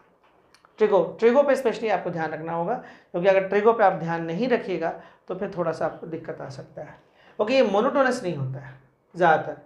0 से पाई, पाई से 2 पाई, देखिए ये इंक्रीज़ कर रहा है फिर डिक्रीज़ कर रहा है, फिर यहाँ से डिक्रीज़ करते करते यहाँ पहुँचा, फिर यहाँ से इंक्रीज़ किया, तो मतलब ये मोनोटोनस नहीं है। अब मोनोटोनस नहीं है तो ये नियम फिर काम नहीं करता है, बहुत दिक्कत होता है। लेकिन हम आपको दोनों तरीके से बनाएंगे, क्योंकि मेरा अपना मानना है कि हर फंक्शन का आप ग्राफ नहीं बना पाइएगा। ग्राफ बना के क्वेश्चन बनाना मतलब थोड़ा सा मुझे लगता है कि दिक्कत होता है बच्चों को। ग्राफ से क्वेश्चन बनाना आसान नहीं होता है, बट अगर कोई बना लेता है तो ये बहुत आसान भी है अपने आप में। तो देखिए हम इसको ग्राफ से भी बनाएंगे और बिना ग्राफ के भी बनाएंगे, ठीक है। मतलब हम ग्राफ हटा देंगे उसके बाद बनाएंगे, देखते हैं हम लोग से बनता है कि नहीं। पहले ग्राफ से, ये अब देखिए ग्राफ में क्या होगा, मेरे को 0 से 2 पाई जाना है, तो 0 पे क्या मिलेगा आपको, 0, ध्यान देगा। उसके बाद जब आप π/2 पे पहुंचते हैं तो आपको मिलता है 1, और इसके बीच में आप कहीं पर भी जाइएगा, कहीं पर भी, तो ध्यान दीजिए आपको 0 ही मिलेगा। अरे कुछ भी लीजिए, साइन जैसे π/6 ले लीजिए, तो अल्टीमेटली तो ग्रेटेस्ट इंटीजर के अंदर है, तो ये तो हाफ आएगा, तो फिर क्या मिलेगा, 0 ही मिल जाएगा। π/2 पे एग्जैक्ट आपको 1 मिल जाएगा, एग्जैक्ट 1। और जहाँ तक हम लोग जानते हैं कि 0 से पाई और पाई से 2 पाई, तो 0 से पाई में ये पॉजिटिव होता है और इन दोनों जगह पे ये नेगेटिव होता है साइन। तब π/2 से जैसे आगे बढ़िएगा, मान लीजिए कि साइन आप सपोज करिए कि 5π/6 में बढ़े, तो अगेन फिर से हाफ, और फिर से आपको 0.5, तो फिर से आपको क्या 0 मिला। यानी कि π/2 से पाई में भी क्या होगा, आपको जो है ये मिलेगा, पाई पे फिर 0, साइन पाई आपका 0 हो जाएगा। मतलब एक चीज नोटिस करने वाला बात है, देखिए ये आपको इंटीग्रेशन है, इंटीग्रेशन का मतलब होता है एरिया डेवलप करना। तो ध्यान से देखिए 0 से पाई में कोई एरिया ही डेवलप नहीं हुआ, यानी 0 से पाई में सिंपल आंसर 0 होगा। समझ में आ रहा है बात। तो अब आते हैं पाई, पाई से जैसे ही बढ़िएगा, मान लिया आपको -1/2 आया, तो -1/2 का मतलब -0.5, तो -0.5 का मतलब क्या हुआ, -0.5 यहाँ पड़ेगा, तो उसके लेफ्ट में इंटीजर कौन पड़ रहा है, -1, यानी कि जैसे ही आप आगे बढ़ेगा आपको -1 मिलना चालू हो जाएगा। और इवन जब आप 3π/2 पे आइएगा, समझिएगा, ठीक है, तो साइन 3π/2 पे भी -1 मिलेगा, ध्यान दीजिएगा, यहाँ भी -1 मिलेगा। तो इसका मतलब है कि पाई से 3π/2 के बीच में आप कुछ भी लीजिए, कुछ भी, देखिए कुछ भी लीजिए, आपको -1 ही मिलेगा। और जैसे ही आप फोर्थ क्वाड्रेंट में आते हैं 3π/2 से 2 पाई में, तो फिर नेगेटिव नेगेटिव मिलने लगेगा, और 0.5 और 0.75 ऐसे मिलने लगेगा, तो अल्टीमेटली इसका रिजल्ट -1 होगा, और 2 पाई पे फिर ये आपको 0 मिलेगा, यहाँ पे फिर से 0 मिलेगा। तो नोटिस करने वाला क्या बात दिखा, नोटिस करने वाला ये बात दिखा कि 0 से पाई में कोई एरिया नहीं बन रहा है, 0 से पाई में आपका कोई एरिया नहीं है, मतलब इसका आंसर 0 होगा। अब पाई से 2 पाई में अगर आप नोटिस करिए, समझिएगा, पाई से 2 पाई में नोटिस करिए, तो आपको एक एरिया डेवलप कर रहा है, वो एरिया कौन है, समझिएगा बात। लेंथ वाइज पाई है, मतलब कुछ ऐसा एरिया डेवलप कर रहा है, लेंथ वाइज पाई है, और इस तरफ -1 है, डिस्टेंस तो -1 ही है, तो एरिया आएगा -पाई। तो मतलब कि पाई से 2 पाई में आपका जो एरिया डेवलप कर रहा है वो आपका आ रहा है -1, ठीक है, ये हो जाएगा 0 और ये हो जाएगा -1, तो आंसर आएगा -1। ये बनाए हम ग्राफ के हेल्प से। तो ये ग्राफ बड़ा क्लियर है, आप समझ सकते हैं। देखिए हमने एक एक इंटीजर को समझने का कोशिश किया कि जब हम 0 से π/2 जाते हैं तो मेरे को 0 मिलता है ग्रेटेस्ट इंटीजर, π/2 पे एग्जैक्ट 1 मिलेगा, इसलिए 1 चला गया। लेकिन जैसे ही हम फिर आगे बढ़े तो फिर 0 मिला, तो देखा गया कि एरिया ही डेवलप नहीं हुआ। तो एरिया ही जब डेवलप नहीं हुआ तो कहानी खत्म हो गया। पाई, अब अधिक एरिया जो हम लोग एक्सिस से देखते हैं, हम किसके रिस्पेक्ट में काम करें, एक्स के, तो एक्स के रिस्पेक्ट में एरिया देखते हैं, तो ये तो एक्स एक्सिस पे ही है, तो कोई एरिया डेवलप नहीं किया, खाली यहाँ पे 2 ऊपर चला गया। पाई से 2 पाई पे जब हम लोग आते हैं तो हम लोग यहाँ देख रहे हैं कि ये एरिया जो है थोड़ा सा डेवलप है पाई से 2 पाई में, है ना। तो यहाँ पे क्या एरिया डेवलप हो, यहाँ से यहाँ आपका पाई हो, यहाँ से आपका माइनस, क्योंकि पाई पे तो 0 मिला, लेकिन जैसे आगे बढ़े -1 मिलना चालू किया। कब तक मिला, टिल 2 पाई तक, मतलब पूरा कंप्लीट है, कहीं पे कुछ टूटा उटा भी नहीं, कंप्लीट है। देखिए यहाँ पे भी आपको -1 ही मिला, तो टूटा हुआ ही नहीं है, तो इसका मतलब कि यहाँ पे आपको ये डिस्टेंस पाई है और ये आपका -1 है, तो फाइनली -1। ये पहले भी हम आपको बताएं हैं। ऐसे आपको हम एक रिजल्ट हमेशा याद करने बोल रहे हैं कि इसका रिजल्ट याद रखिए, बहुत जगह पे काम आएगा। This equal to -pi, even जानते कॉस में भी अगर रहता नहीं तो इसका भी रिजल्ट आपको -पाई ही आता, याद कर लीजिए, काम आएगा रिजल्ट, ठीक है। ये दोनों रिजल्ट बड़ा काम का रिजल्ट है, अगर याद रख पाते हैं तो बहुत हेल्पफुल है। चलिए अब आगे बढ़ते हैं। हम इसको बिना, अब बच्चों के दिमाग में ये आ सकता है कि अगर ग्राफ नहीं आया तो पता नहीं हम कर पाएंगे नहीं कर पाएंगे, तो चलिए हम लोग वही फिर आपको ध्यान दिलाते हैं जो पहले किए हैं। उसी से बनाते हैं। लेकिन ये अब समझ में आया कि मोनोटोनस में और नॉन मोनोटोनस में क्या है, मतलब अगर आपके इंटरवल में पूरी तरह से इंक्रीजिंग या पूरी तरह से डिक्रीजिंग नहीं मिलता है तो दिक्कत। आप एकदम ये नियम दिमाग में रखिए कि अगर x के किसी वैल्यू पे sin x अगर इंटीजर होता और ये मोनोटोनस होता तो 100% वहाँ पर डिसकंटिन्यूअस होना था, मतलब वहाँ से ग्राफ टूट जाता। लेकिन अगर आपका इंटरवल में वो मोनोटोनस नहीं रह जाता है, कुछ जगह इंक्रीज कुछ जगह डिक्रीज, तो बहुत संभल के काम करना पड़ता है। तो खास के ट्रिग्नोमेट्रिक क्वेश्चन में थोड़ा संभल के काम करेगा, क्योंकि ट्रिग्नोमेट्रिक में थोड़ा आपको आइडिया डेवलप करना होगा। ऐसे पूरा ग्रेटेस्ट इंटीजर ही ठीक ठाक है, मेरा मानना है कि बट एक दो बार अगर प्रैक्टिस करिएगा तो समझ में आ जाएगा बात आपको। चलिए हम लोग देखते हैं, इसको हम लोग बनाते हैं। हम लोग उसी मेथड से बनाते हैं जो मेथड हम लोग जानते हैं, थोड़ा यूज टू है उस मेथड से हम लोग। अब फिलहाल ये सोचो 0 से 2 पाई मतलब पूरा पूरा एक राउंड ले रहे हो आप। अब थोड़ा दिमाग लगाते हैं।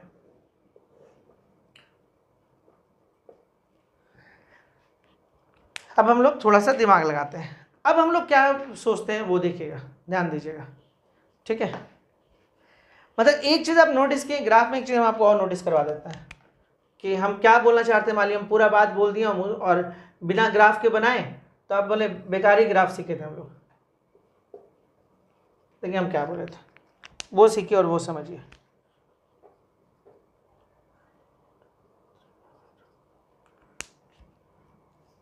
π/2 पे 1 हुआ था, 0 हुआ था, यहाँ पे ओपन ओपन 0 हुआ था, ये ओपन हुआ, यहाँ पे हुआ, यहाँ हुआ। देखिए जहाँ पे इंटीजर हुआ, ये लोग ध्यान दीजिएगा, इंटीजर 3π/2 पे हुआ। अगर ये मोनोटोनस ग्राफ होता तो ग्राफ टूट जाता, लेकिन ग्राफ नहीं टूटा। यही बात हम आपको समझाना चाह रहे थे कि ग्राफ 3π/2 पे -1 आया, लेकिन जैसे ही हम आगे बढ़े फिर ग्राफ आपको कंटिन्यूटी लिए हुए है, मतलब ये तो पूरा लिए हुए ना, तो कहीं पे ग्राफ टूटा हुआ नहीं, ध्यान दीजिएगा। यहाँ पे टूटा है लेकिन यहाँ पे नहीं टूटा, ध्यान दीजिए, पूरा कंटिन्यूटी लिए हुआ है ग्राफ। तो अगर हम इस कंसेप्ट से आते हैं कि इंटीजर पे ग्राफ टूट ही जाएगा तो वो मोनोटोनस के लिए करेक्ट है, लेकिन नॉन मोनोटोनस के लिए करेक्ट नहीं है। अगर आपका जो इंटरवल है कुछ जगह पे इंक्रीज और कुछ जगह पे डिक्रीज करता है, तो ये जानते हैं इंक्रीजिंग डिक्रीजिंग का कंसेप्ट बहुत रिच कंसेप्ट है। कई बच्चे पूरा कंसेप्ट कर लेते हैं, सिर्फ आपको इंक्रीजिंग डिक्रीजिंग कंसेप्ट अगर अच्छा नहीं है तो आप गलती पे गलती करेगा। यही गलती लोग कंटिन्यूटी में करते हैं, वही गलती इंक्रीजिंग डिक्रीजिंग में करते हैं, वही गलती आपको डेफिनेट इंटीग्रेशन में भी होता है बच्चों से। अब देखिए सारा कंसेप्ट आप सीखें, यही आप नहीं जानते हैं, गलती हुआ। क्योंकि नियम क्या बोलता है कि किसी भी एक्स के वैल्यू के लिए अगर आपका जो भी फंक्शन दिया हुआ है अगर इंटीजर दे देता है, पीछे सारा क्वेश्चन इसी पे बना है, तो उससे क्या होता है कि आपको वहाँ पे क्या होगा, वो डिसकंटिन्यूअस 100% होगा। उस पॉइंट पे वो डिसकंटिन्यूअस होना तय है उसका। लेकिन ये कंसेप्ट काम आता है जब फंक्शन आपका मोनोटोनस हो, या तो इंक्रीज कर रहा हो अपने इंटरवल में या तो डिक्रीज कर रहा हो। लेकिन अगर दोनों काम उस इंटरवल में होता है, कुछ थोड़ा सा इंक्रीज थोड़ा सा डिक्रीज, तो फिर गड़बड़ करेगा कहानी। या तो फिर ग्राफ से बनाइए, लॉजिक से बनाइए, या भरपूर दिमाग लगाइए, ठीक है, क्योंकि थोड़ा सा भी गलती करेगा तो गलती हो जाएगा। तो यही चीज़ यहाँ पे हम लोग को सीखने वाला एक बात था। ऐसे टूटा है, देखिए π/2 पे टूट गया है, ठीक है, लेकिन वही चीज़ तो हम दिखा रहे हैं कि कुछ पे टूट रहा है कुछ पे नहीं टूट रहा है। तो कंसेप्ट तो आपका खत्म हो गया ना। आप एक कंसेप्ट बनाए कि किसी भी वैल्यू के लिए अगर वो इंटीजर दे रहा है तो वहाँ पे ग्राफ डिसकंटिन्यूअस होगा। तो एक कंसेप्ट आप बना के चलें। तो अब देखो ना, 3π/2 पे तो -1 दे रहा है, लेकिन ग्राफ कहाँ टूटा, नहीं टूटा, कंटिन्यूटी लिए हुए। यहाँ से यहाँ पूरा -1 दे रहा है। हाँ π/2 पे टूटा है, ठीक है, लेकिन आगे नहीं भी टूटा। तो अगर एक जगह भी गड़बड़ हो गया तो मतलब गड़बड़ हो गया कहानी। तो चलिए इसको बिना ग्राफ के भी बना सकते हैं, लेकिन थोड़ा सा दिमाग लगाना होगा। अब आपको ये सोचना है कि sin x कहाँ पे इंटीजर दे सकता है। लेकिन अच्छा बात क्या ट्रिक होगा, ज़्यादा इंटीजर देता नहीं, खासकर साइन और कॉस। एक 0 देता है, एक -1 देता है, एक 1 देता है। तो चलिए थोड़ा सा हम लोग दिमाग लगाते हैं इसको तोड़ने के लिए, ठीक है। देखिए अगला जो 3-4 क्वेश्चन आ रहे हैं सब अच्छे क्वेश्चन आ रहे हैं, तो थोड़ा सा ध्यान दीजिएगा। नेक्स्ट क्वेश्चन में देखिए हम लोग क्या करते हैं, समझिएगा। sin x क्या क्या हो सकते हैं वो सोचिए। sin x आपको 0 हो सकता है, थोड़ा सा और जगह लेते हैं। sin x आपका 0 हो सकता है, sin x आपका 1 हो सकता है, sin x आपका -1 हो सकता है। अब आप इंटरवल में अपने आएंगे, नहीं होता है तो आप क्वाड्रेंट बना लीजिए, थोड़ा आइडिया मिलेगा। अच्छा अभी 0 से 2 पाई में, 0 से 2 पाई में कहाँ 0 होता है? एक 0 पे होता है, एक पाई पे होता है और एक 2 पाई पे होता है। नहीं होता है तो आप इसका पूरा ग्राफ बनाइए, कहीं पे गड़बड़ अगर लग रहा हो तो, ठीक है। 0 पे 0, पाई पे 0, 2 पाई पे 0। 1 कहाँ पे होता है? जब x का वैल्यू π/2 हो, ठीक है। और -1 कहाँ होता है? 3π/2। मिल गया वो सारा, हम लोग को वैल्यू मिल गया जिस पे ये इंटीजर डेवलप कर रहा है। तो चलिए हम इंटीजर टू इंटीजर इसको हम तोड़ते जाते हैं। 0 पे, 0 के बाद अगला इंटीजर कहाँ मिलेगा हमको? π/2 पे। चलिए तो हम 0 से π/2 कर लेते हैं, थोड़ा सा दिमाग लगाएंगे बीच में। ओके, π/2 से उसके अगला इंटीजर कहाँ मिलेगा? पाई पे 0 मिल जाएगा। देखिए जब मोनोटोनस में कर रहे थे तो x के साथ वो वैल्यू बढ़ या घट रहा था, यहाँ पे ऐसा नहीं है, एक बार 0 आता है फिर बाद में फिर 0 आ जाता है, वो सब होते रहता है। अब देखिए इसके बाद फिर आइए पाई से, फिर जब आप बढ़ते हो पाई से, तो आप फिर देखो जब पाई से आप बढ़ते हो, देखो यहाँ पे इंटीजर मिला 0, फिर आपको π/2 पे इंटीजर मिला, फिर पाई पे मिला, देखो 0 दो बार मिल गया। जबकि अगर मोनोटोनस होता तो एक बार 0 के बाद दोबारा कभी नहीं मिलता, या तो घटता या तो बढ़ता।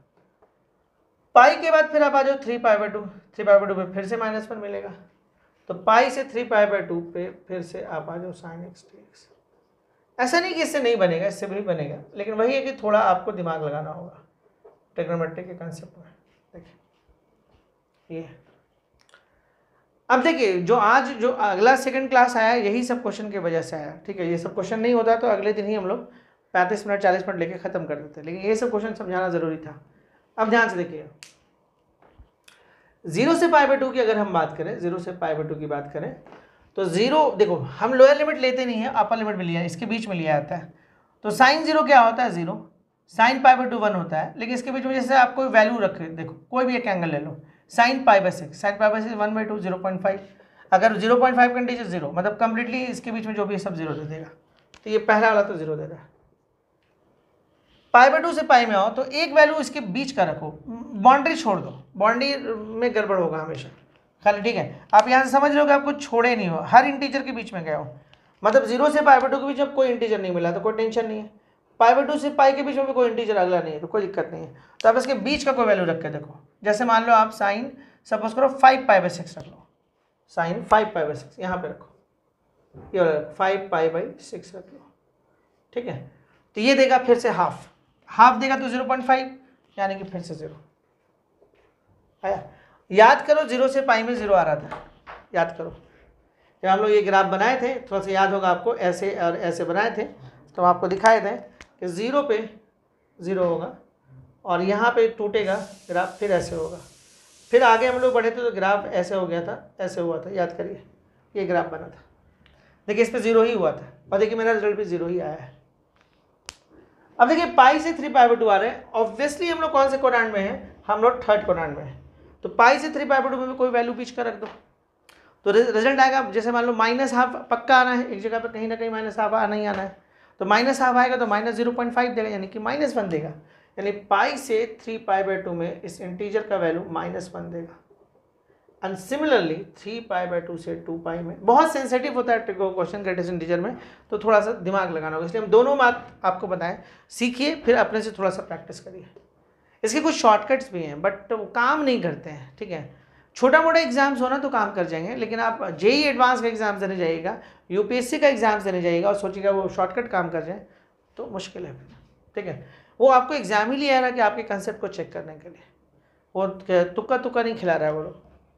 3π/2 से 2 पाई के बीच में अगर कुछ लिखा तो कहीं ना कहीं -½ तो मिलना तय है, ठीक है। तो -½ मान लो वहाँ पे भी आया तो -0.5 यानी कि -1, अगेन -1, इंटीग्रेट करके देख लो पक्का -π आएगा, हम कर देते हैं, माइनस को बाहर कर लो, dx का इंटीग्रेशन x पाई से 3π/2, फिर से माइनस को बाहर कर लो, dx का इंटीग्रेशन x एंड 3π/2 से 2 पाई, सॉल्व कर लो, -3π/2 से -π माइनस 2 पाई से 3π/2, चलो ओपन कर लो, 3π/2 माइनस 3π/2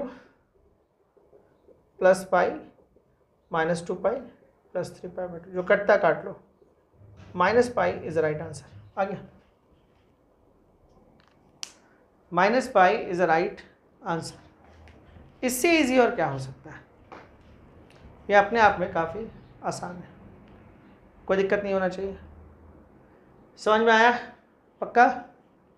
बढ़े आगे? चलिए ठीक है, आगे अब थोड़ा सा बढ़ते हैं। थोड़ा दिक्कत तो है, ज़्यादा नहीं बट थोड़ा सा है, थोड़ा सा आपको टाइम देना होगा। हम जस्ट अभी तुरंत ट्रिको नहीं लेंगे, ट्रिको एक आध दो क्वेश्चन के बाद लेंगे, है ना, बिना ट्रिको वाला थोड़ा रिलीव करते हैं आपको एक दो क्वेश्चन से। और चलिए लास्ट में एक दो ट्रिक भी दे देंगे। चलिए आज के क्लास को थोड़ा सा ठीक करते हैं आपके लिए।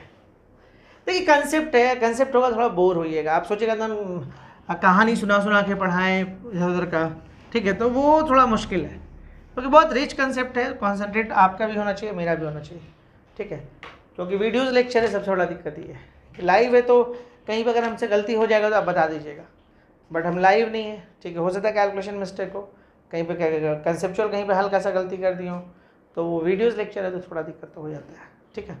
लाइव में क्या होता है कि आप सुधार देते हैं उसको कि सर वहाँ पे गलती हो गया, वहाँ पे जोड़ने में गलती हुआ, तो लाइव का अपना एक फ़ायदा है, उसमें कोई डाउट नहीं। चलिए एक आध के क्वेश्चन हम आपको देते हैं, कराया हुआ ये भी, बट एक दो कंसेप्ट यहाँ से भी बना देंगे आपका नया, ठीक है। जैसे एक क्वेश्चन है 0 से 4 और ये लिए फ्रैक्शन पार्ट ऑफ एक्स, इसको इंटीग्रेट करना है। इसको हम दो तीन तरीके से आपको बना के दिखा सकते हैं। एक है ग्राफिकल मेथड। सबसे पहले ये समझिए पीरियोडिक फंक्शन होता है जिसका पीरियड 1 होता है, this is a periodic function, इस पीरियोडिक फंक्शन और जिसका पीरियड होता है वो होता है 1।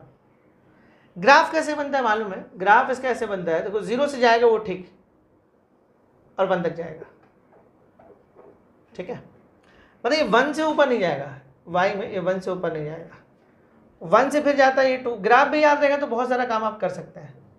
1 से 2 के बीच में कुछ भी ले लीजिए, जैसे 1.5 ले लीजिए, तो अल्टीमेटली रिजल्ट 0.5 होगा। तो देखिए 1.5 लेगा तो रिजल्ट 0.5 के आसपास आएगा।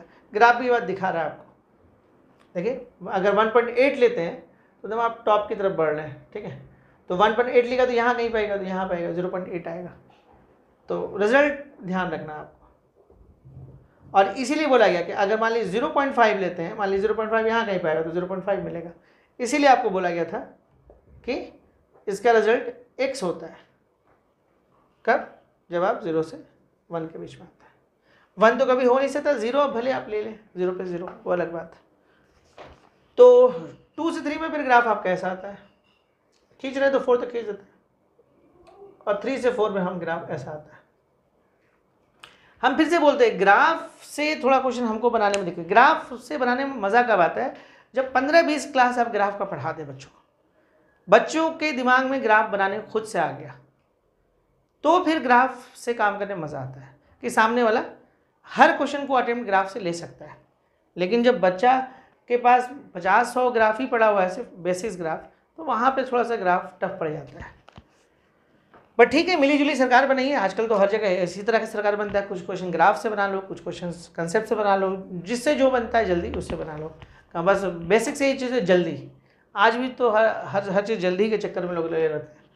मतलब लोग चाहते हैं, हम मुझे नहीं समझ में आता है कि यूट्यूब में खास के, ठीक है, मेरा तो अभी शुरुआत में अभी एक्सपीरियंस हो रहा है, ठीक है, और काइंडली कम से कम अच्छा लगता है तो थोड़ा सा आप क्या बोलते हैं, हो सकता है आने वाले टाइम में 1 साल 2 साल के बाद हो सकता है कि हम पूरा 11th ही का सारा वीडियोस डालते हैं बच्चों के लिए, कि वैसे बच्चे जो फ़ी नहीं दे पाते हैं, नहीं पढ़ पाते हैं, ठीक है, तो उन लोगों को ईजी हो जाए। बट 12th वाला वीडियोस तो खैर नहीं आएगा सारा, क्योंकि थोड़ा हम लोग भी गरीबी टाइप के हैं, तो हम लोगों का भी रोजी रोटी चलते रहना चाहिए, ठीक है। बट थोड़ा ऑन डिमांड आपको कुछ वीडियोस 12th के भी मिलते जाएंगे, जैसे ये सब मिल रहे हैं, वो सब वीडियोस मिल जाएंगे जो बहुत कंसेप्चुअल हैं और कम बच्चे पढ़ते हैं, वो सब वीडियो देंगे। वीडियोस अगर ठीक लगते हैं तो आप लाइक कर लिया करिए, थोड़ा अपने दोस्तों में शेयर किया करिए वीडियोस को, ठीक है, वो ज़रूरी पार्ट है। नहीं तो फिर वो हम लोगों को भी मोटिवेट होने के लिए कुछ चाहिए। अब हम लोग देखते हैं कि 200-250 लोग अगर देखते हैं तो चलो ठीक है, कम से कम उतना देख रहे हैं। अब अगला सवाल ये आता है कि 250 में लोग लाइक नहीं करते हैं, 250 में लोग देखते हैं कि मतलब कुछ कमेंट नहीं होता है, तो फिर हम लोग का भी वो थोड़ा टूट जाता है कि छोड़ो हटाओ, फिर क्यों बनाए वीडियोज़। तो वो थोड़ा सा है कि उस पर आप थोड़ा सा देखिए। चलिए यहाँ पे हम लोग आते हैं कि 0 से 1 पे आते हैं, ओके। इसमें देखिए क्या है, ग्राफ से अगर हम बनाने जाते हैं तो देखिए क्या होगा, बहुत सिंपल है, आप समझ भी सकते हैं। देखिए अगर हम इसकी बात करें तो एक ट्रायंगल डेवलप कर गया, एरिया की बात हो रही है, यही एरिया डेवलप हो रहा है, ये जो एरिया दिख रहा है ना, एरिया डेवलप हो गया और चारों सिमेट्रिकल है वो भी आपको दिख रहा है। तो एक का एरिया निकाल के 4 से मल्टीप्लाई कर दो, तो यहाँ से यहाँ का डिस्टेंस कितना है 1, यहाँ से यहाँ का डिस्टेंस कितना है 1। ये ट्रायंगल है तो half into base into height and this equal to half. तो ऐसा ऐसा कितना हाफ है 4, तो 4 इंटू हाफ, तो आंसर इज क्या 2। तो इसका आंसर हो गया 2, बन गया। ठीक है, ये रिजल्ट बहुत काम का आपके, बहुत जगह काम आएगा। क्लियर है, कोई दिक्कत? ऐसे एक रिजल्ट है दे देते हैं, शायद काम आ जाए। 0 से n dx, ठीक है, जहां पे n belong to positive integer, ध्यान दीजिएगा, this equal to n into n minus 1/2, sorry, this equal to n/2। ठीक है, अब देखिए क्वेश्चंस क्या है, यहां से 0 से 4 है, ठीक है, 4/2 आंसर आ गया। देखिए यहाँ पे 4 पुट करिए, 4/2 यानी कि 2, ईजी है बिल्कुल। पर चलिए वो सब बात की बात है, इसको हम एक और तरीके से आपको बना के दिखाते हैं, ध्यान दीजिएगा। जैसे मान ली जैसा हम आपको बताएं बीच में, जो फ्रैक्शन पार्ट होते हैं, ठीक है, जो फ्रैक्शन पार्ट होते हैं उनको डायरेक्ट नहीं बनाया करिए, ठीक है। एक और इसका मेथड है, इसको मिटाते हैं हम, आपको 2 अलग मेथड से बना के दिखाते हैं। एक है पीरियड में सीखे थे कि जैसे ही आपको किसी फंक्शन का पीरियड पता चल जाता है उसके बाद फिर आप वहाँ से उस क्वेश्चन को आराम से बना सकते हैं। जैसे पहले हम पीरियड का वो फार्मूला लिखते जो हम यूज़ करने जा रहे हैं, तो फार्मूला होता है 0 से nt fx dx is equal to n 0 से t fx dx, ये फार्मूला है, जहाँ पे n जो है वो नेचुरल नंबर है, n बिलोंग टू नेचुरल या इंटीजर बोल सकते हैं, पॉजिटिव इंटीजर, और t जो है आपका पीरियड है उस फंक्शन का। तो देखिए इसमें क्या है कि आपके पास क्वेश्चन था 0 से 4 एंड दिस इक्वल टू, तो 0 से 4 इंटू 1 इसका पीरियड है, तो आपको लग रहा है 4 यहाँ पे आ जाएगा, और हम बहुत देर से आपको ये दिखा रहे हैं कि 0 से 1 में ये रिजल्ट वही निकलता है। तो ऐसे भी लिमिट से तो हमको मतलब होता नहीं, उसके आगे और इससे थोड़ा कम से मतलब होता है, तो 0 से 1 के बीच में सिंपली ये x हो जाएगा,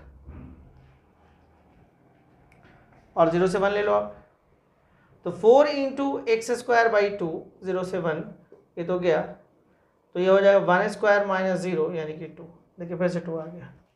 ये हम किससे बनाए, पीरियड के कंसेप्ट से। बट इसको बनाने का एक तरीका हमारे पास और भी है, ठीक है, वो क्या है, देखिए ये एक रिजल्ट है, ध्यान रखिएगा काम का रिजल्ट है, थोड़ा जल्दी बना देता है, ठीक है। जैसे मान लिया आपको दे दिया 0 से सपोज करिए 5, अब आप बनाने जाइएगा 5 बार, तो उसके लिए सबसे आसान है 5/2, सिंपल है। 0 से 1 के बीच का एरिया हाफ है, तो 5 बार गए तो 5/2। 0 से 6 कोई खास कंसेप्ट नहीं है, ठीक है, 0 से 1 में एरिया हाफ है, 6 गए तो 6/2, बस यही कंसेप्ट, मतलब बस ठीक है, जल्दी बन जा रहा है। 0 से 8 आप ऐसे गए, तो 0 से 1 का एरिया आप खुद से देखिए ना, 0 से 1 का एरिया हाफ, और ऐसा ऐसा हम 8 बार गए तो 8/2 यानी कि 4। तो इसी को हम लोग ट्रिक्स बोल देते हैं कि कुछ थोड़ा जल्दी से क्वेश्चन बन जा रहे हैं, लेकिन देखिए सारा कंसेप्ट से ही आया हुआ है। कंसेप्ट को जो भी है वो थोड़ा सा एडिट करके या फिर करके ही वो बनाया जाता है। एक तरीका और इसके बनाने का, चलिए देखिए, अब देखिए ये काम किस पे करता है, जब ये पॉजिटिव इंटीजर होता है। अगर हम यहाँ पे बदल के कुछ और कर दें तो फिर काम नहीं करेगा, तो यही दिक्कत है ट्रिक्स के साथ सबसे मेजर प्रॉब्लम। और कंसेप्ट क्या होता है, कंसेप्ट हर में काम करता है, कंसेप्ट का सबसे बड़ा खूबी यही है। तो एक लेते हैं हम लोग इसको एक और तरीके से, देखिए 0 से 4, ओके, जैसे हम आपको क्या बोले, फ्रैक्शन पार्ट कभी डायरेक्ट नहीं बनाया करिए, तो इसको ऐसे कर लो, कर सकते हैं आप, लिख सकते हैं ना आप इसको, this equal to fraction part of x। तो फ्रैक्शन पार्ट को क्या लिख सकते हैं आप, ये लिख सकते हैं। अब देखिए इसके बाद क्या करते हैं वो समझिएगा, 0 से 4 x dx, अब मेरे से ये ना बनेगा, ये खुद बना लेना आप, क्योंकि आप खुद समझ रहे हो कि कितना लंबा है। आप ग्रेटेस्ट इंटीजर है तो 0 से 1 जाएगा, 1 से 2 जाएगा, 2 से 3 जाएगा, 3 से 4 जाएगा, चलिए इसके लिए भी एक शॉर्टकट तैयार कर देते हैं। चलिए, जैसा कि हम आपको शुरू में बोले कि आज कुछ शॉर्टकट आपके लिए डेवलप करेंगे। 0 से n अगर ग्रेटेस्ट इंटीजर x हो तो रिजल्ट होता है n इंटू n माइनस 1/2। अच्छा, चलिए पहले से देखा हो रिजल्ट, वो बीच में प्लस प्लस होता था जो हम लोग देखते थे ज़्यादा, या n इंटू n माइनस 1/2 है। याद रखिएगा n आपका पॉजिटिव इंटीजर होगा, ये नोटिस करने वाला बात, और काम नहीं करेगा नहीं तो फिर देखिए क्या ये सही है क्या, चेक कर लें क्या। इसका आंसर तो हमारे पास है तो चेक कर लेते हैं। x²/2 0 से 4, चलिए माइनस, इसके लिए क्या पड़े n इंटू डायरेक्ट यूज करते हैं, n का काम करोगे 4, n into n minus 1/2, half को बाहर कर लो, x² 0 से 4, ये हो गया 2 और ये 3 यानी कि 6। ध्यान से देखोगे x² कितना हो जाएगा 4 का स्क्वायर 16, 16/2 माइनस 6 8, तो 8 माइनस 6 यानी कि 2। काम किया ये रिजल्ट पूरी तरह से काम किया। अगर याद रह जाए तो ठीक है, नहीं तो फिर हमारे पास तो तरीका है ही निकालने का। लेकिन याद रहने का अपना भी एक फ़ायदा है। देखिए आप कहाँ कितना दूर जाइएगा, 0 से 4 में, 0 से 1, 1 से 2, 2 से 3, 3 से 4, यहाँ एक झटके में कहानी ख़त्म कर देगा। लेकिन वही कि यहाँ पे अगर 2x कर दे, x² कर दे तो फिर दिक्कत है, तो फिर आपको लॉजिक से जाना होगा, या फिर उसके लिए एक और नया ट्रिक आप स्टेबल करिए, तो वो दिक्कत वाला बात है। ट्रिक्स इसलिए मुझे ज़्यादा पसंद नहीं आता है। चलिए बढ़ते हैं आगे, नेक्स्ट क्वेश्चन में आते हैं। एक क्वेश्चन और देखते हैं इसी के ऊपर, ठीक है। एक क्वेश्चन और देखा जा सकता है, जैसे मान लीजिए क्वेश्चन लिखे, मिक्स क्वेश्चन थोड़ा सा है, 1 से 4, ओके, फ्रैक्शन पार्ट और ऊपर में इंटीजर पार्ट, ये क्वेश्चन है। ये कोई बच्चा डाउट भी भेजा था, ठीक है। 1 से 4 फ्रैक्शन पार्ट और ऊपर में आपको ग्रेटेस्ट इंटीजर दिखेगा। देखिए इस क्वेश्चन में क्या करेगा, हम जैसा कि आपको बताएं कि आपको फ्रैक्शनल पार्ट में क्वेश्चन नहीं बनाया जाता, ये ध्यान रखिएगा। तो फ्रैक्शनल पार्ट के लिए आप क्या करिए वो देखिए, 1 से 4 फ्रैक्शनल पार्ट के लिए आप यूज़ कर सकते हैं x minus greatest integer x, और इसको आप ऐसे रख लीजिए ग्रेटेस्ट इंटीजर में। अब देखिए अब इसको तोड़ना ही पड़ेगा, आपके पास कोई रास्ता नहीं है, डायरेक्ट आप कुछ कर नहीं सकते हैं, तो थोड़ा सा तोड़ना होगा आपको क्वेश्चंस का, ठीक है। क्या करेगा, ध्यान देगा, ये ग्रेटेस्ट इंटीजर हर एक मतलब जब भी इंटीजर बनते जाएगा वो दिक्कत करते जाएगा। तो कैसे कैसे बनेगा, पहले 1 से 2 में बनेगा, तो 1 से 2 में कैसा बिहेवियर होगा, इसका 1 का बिहेवियर होगा, x माइनस 1। ध्यान से देखिए 1 से 2 में 1.5 वगैरह कुछ आएगा तो ये 1 बनेगा, ये भी 1 बन जाएगा, तो ये ऐसा होगा। फिर ये 2 से 3 में आइए, 2 से 3 में 2.5 लीजिए। जब भी इंटीजर चेक करते हैं ना 20 से आया करिए, ये बाउंड्री मत चेक करें, 2 से आइए, तो 2 से 2.5 यानी कि 2 देगा, तो ये 2 हो गया, सॉरी x माइनस 2 ऊपर में 2। अब आइए लास्ट 3 से 4, 3 से 4 में आइएगा तो 3.5 यानी कि 3, x माइनस 3 और ये 3 हो गया। मुझे नहीं लगता कि इसका इंटीग्रेशन बहुत टफ है, लीनियर है, कर सकते हैं। x माइनस 1 का होल स्क्वायर बाई 2, 1 से 2, x माइनस 2 का होल क्यूब बाई 3, 2 से 3, और x माइनस 3 पे पावर 4 बाई 4 एंड 3/4। थोड़ा सा सॉल्यूशन का काम बचा, इसको आप कर सकते हैं। इसका राइट आंसर है शायद, पता नहीं, आई थिंक यहाँ से आएगा 1/2, यहाँ से निकल के आएगा 1/3, यहाँ से निकल के आएगा 1/4, यहाँ से निकल के आएगा, निकल के ही आना है। तो चलिए 12 है ना, फिर आप कितना करिएगा 6 + 4 + 3, ठीक है। तो 6 × 13 बाई आई थिंक 12, ठीक है। चलिए बढ़ते हैं आगे, नेक्स्ट इसमें आते हैं। मतलब ये कंसेप्ट उम्मीद करते हैं समझ में आया होगा। एक ग्रेटेस्ट इंटीजर का और कंसेप्ट आपको बताया जा सकता है, देखिए क्या,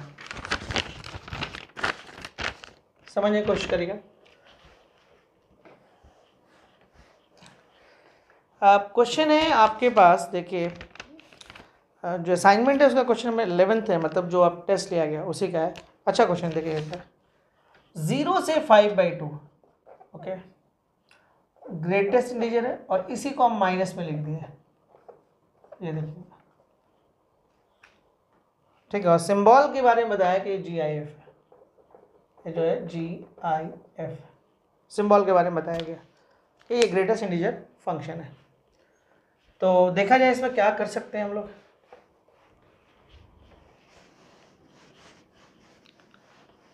ठीक है, तो देखिए एक बात आपको बता दें, पहले इसके बारे में थोड़ा सा हम लोग स्टडी कर लेते हैं। जैसे मान लीजिए ये आपको दिया हुआ है और ये दिया हुआ है, दिस इक्वल टू, ये जानते हैं ये 0 होता है जब x बिलोंग टू इंटीजर होता है, ठीक है, और ये आपका -1 होता है जब x does not belong to integer. ये कंसेप्ट है ग्रेटेस्ट इंटीजर, मतलब समझ लीजिए तीसरा फार्मूला हम लोग देख रहे हैं। इससे आपको क्या होगा ना, कुछ ग्रेटेस्ट इंटीजर का कंसेप्ट आपको क्लियर होगा, ठीक है। तो ये आपका ये फार्मूला है, आप देख भी सकते हो, बहुत इजी है। जैसे मान लो हम इसको लिखें और इसको लिखें, कोई भी एक आप इंटीजर लेके चेक कर लो। जैसे पुट x इक्वल टू 3, ये 3 हुआ, ये भी -3 हुआ, तो इंटीजर का तो डायरेक्ट निकल जाता है, तो 0। इसी में बोले कि अगर इंटीजर ना हो तो चलो हम फिर से चेक करते हैं। x इज इक्वल टू 3.5 लेते हैं, तो ये 3.5 हो गया और ये -3.5 हो गया। 3.5 तो 3 होगा, लेकिन -3.5 -4 होगा, इसलिए ये -1 आ जा रहा है, ठीक है। तो समझ में आ गया कि अगर इंटीजर नहीं हो तो रिजल्ट -1 और इंटीजर हो तो रिजल्ट आपको 0। इंटीजर में डायरेक्ट आ जाएगा ना, अगर 8 है तो दोनों से 8 निकाल के दे देगा, तो वो कहानी है। तो अब इस क्वेश्चन को बनाया कैसे जाए, देखो बनाने के लिए आप क्या कर सकते हो, ये 0 ले लो, ठीक है। अब देखो हम क्या आपको बता रहे हैं कि इंटीजर पे ये 0 होगा, ठीक है, और इंटीजर नहीं हो तो -1। तो हम क्या करेंगे, हम 0 से 1 जाएंगे। अब बोलिएगा वो क्यों, वो इसलिए कि हम बाउंड्री तो यूज कर नहीं सकते हैं। 0 से 1 के बीच में कोई इंटीजर पड़ेगा नहीं, 0 से 1 के बीच में कोई भी इंटीजर नहीं पड़ता है, ठीक है। तो 0 आप यूज नहीं कर सकते, 0 से थोड़ा ज़्यादा यूज करना होता है। 1 यूज नहीं कर सकते, 1 से थोड़ा कम यूज करना होता है, क्योंकि ये लिमिट होता है, तो यूज तो कर नहीं सकते हैं। तो 0 और 1 पे तो कोई दिक्कत नहीं। अब 0 आने का चांस खत्म हो गया, जो चांस था इंटीजर पे 0 होगा वो खत्म किया। ये क्वेश्चन इसलिए खास हो जाता है। अब देखिए ध्यान से देखिएगा, अब समझ में आपको धीरे धीरे आ रहा होगा कि ये हम बार बार क्यों बोल रहे थे कि आपको लोअर एंड अपर यूज़ नहीं होता है, उससे थोड़ा ज़्यादा थोड़ा कम ऐसे यूज़ होता है, क्योंकि ये लिमिट होता है। आप बहुत पहले से लिमिट बोलते हैं, लेकिन लिमिट इतना, तो लिमिट की तरह यूज़ करेगा ना। अगला देखिए फिर 1 से 2 ले लीजिए, फिर से वही कहानी, क्यों तोड़ रहे हैं अब आपको अंदाजा मिल गया होगा। और फिर अगला ये 2, और 2 से फिर आपको कहाँ जाना होगा, अगला 3 तो है नहीं, 5/2 ही है, तो 5/2 ही तक जाएंगे, 5/2 ही तक जाएंगे। तो ये आपका ये यूज हो गया, ओके। ध्यान दीजिएगा आप। अब देखिए 0 तो यूज होगा नहीं, 1 यूज होगा नहीं, तो अंदर 0 आएगा नहीं, और 0 से 1 के बीच में कुछ भी यूज करेगा -1 आना तय है। तो यानी कि उस केस में ये -1 आएगा। इसका जो रिजल्ट है आपका, इसका जो रिजल्ट है वो आपका -1 आएगा। तो इसका ये मतलब हुआ, इसका ये मतलब हुआ कि आप 0 से 1 के लिए माइनस यूज करिए, ओके। 1 से 2 के लिए भी माइनस यूज करिए, और 2 से 5/2 के लिए भी माइनस यूज करिए। ये देखिए, तो 0 से 1 माइनस dx, फिर माइनस को बाहर कर लीजिए, 1 से 2 x dx, सॉरी, एंड फिर से -2 से 5/2 एंड माइनस dx। dx का इंटीग्रेशन आपका हो जाएगा x 0 से 1 माइनस x 1 से 2, और ये हो जाएगा x 2 से 5/2। सॉल्व कर लीजिएगा, काम बन जाएगा आपका। राइट आंसर इसका जो आएगा शायद -5/2, आंसर जो है इसका -5/2। तो उम्मीद करते हैं कि ये भी आपको समझ में आया होगा, है ना। कोई दिक्कत नहीं होना चाहिए, ऐसे कंसेप्ट तो लगभग हम दे ही रहे हैं। नेक्स्ट है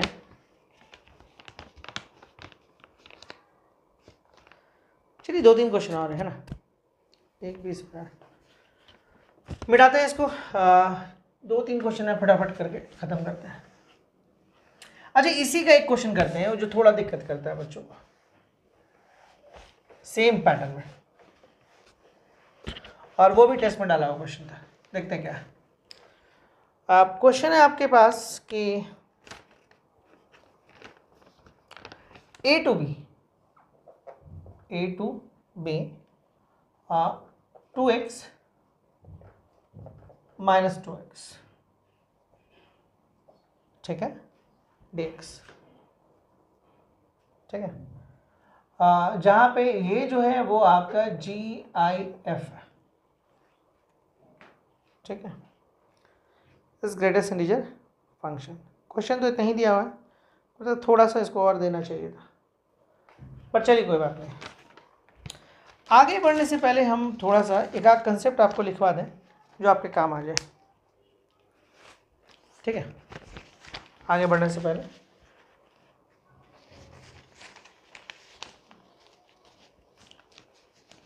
एक कंसेप्ट पहले लिख लिए, फिर समझाने में थोड़ा सा इजी पड़ेगा हमको, ठीक है। पीरियोडिक फंक्शन में हम 2 ही रिजल्ट लिखवाएं, एक रिजल्ट इसमें और होता है, ठीक है, 2 पे ही काम करवाएं, तो एक रिजल्ट और लिख लीजिए, यूज़ ज़्यादा पड़ता नहीं है। यहाँ पढ़िए रूल्स है, देखिए क्या है। If f(x) is periodic with period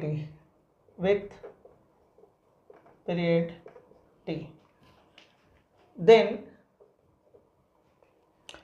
then देखिए क्या होगा, then mt nt fx dx is equal to, ध्यान से देखिए, mt nt fx dx is, मतलब सिंपल सा बात है, ये अगर फंक्शन पीरियोडिक है t का, इस फंक्शन का पीरियड कितना दिख रहा है t, तो अगर ये mt और ये nt हो सकता है तो रिजल्ट आता है इसका n माइनस m 0 से t fx dx, ठीक है। यहाँ पे लिखिएगा, जहाँ पे n और m बिलोंग करेगा इंटीजर को, where n m belong to integer, ठीक है, जहाँ पे n m belong to integer, ठीक है। तो यहाँ पे इन लोगों को लिखना चाहिए था कि a b belong to integer, ठीक है, लिख देना चाहिए था इन लोग। चलिए ये क्वेश्चन सब हम लोग हो गया। अब हम आते हैं कि इस क्वेश्चन में इसका पीरियड क्या होगा, ये जानना बहुत ज़रूरी है। इस क्वेश्चन में इसका पीरियड क्या होगा, बस थोड़ा सा और 10 मिनट। देखिए पिछली बार जब हम लोग इस पे आए थे, जब x और ये -x किए थे, तो इसका -1 रिजल्ट आया था, ठीक है। मतलब हर -1 पे ये चेंज कर जा रहा था। अब ध्यान देगा, मतलब इसका पीरियड आपको 1 यूनिट आया था, 1 यूनिट पे ये रिजल्ट चेंज कर रहा था। अब याद करिए ना, 0 से 1 ले रहे थे और उसके बाद आप ये लिख रहे थे, ध्यान से देखिएगा, फिर आप 1 से 2 लिख रहे थे और फिर ये -1 दे रहा था, यानी इसका पीरियड कितना दे रहा है, 1 यूनिट। इसका कंप्लीट पीरियड आपको कितना दे रहा था, 1 यूनिट, ठीक है। तो एग्जैक्टली इसका पीरियड कितना होगा, ध्यान दीजिएगा, 2x एंड -2x, इसका पीरियड आएगा हाफ, इसका जो पीरियड होगा वो होगा आपका हाफ,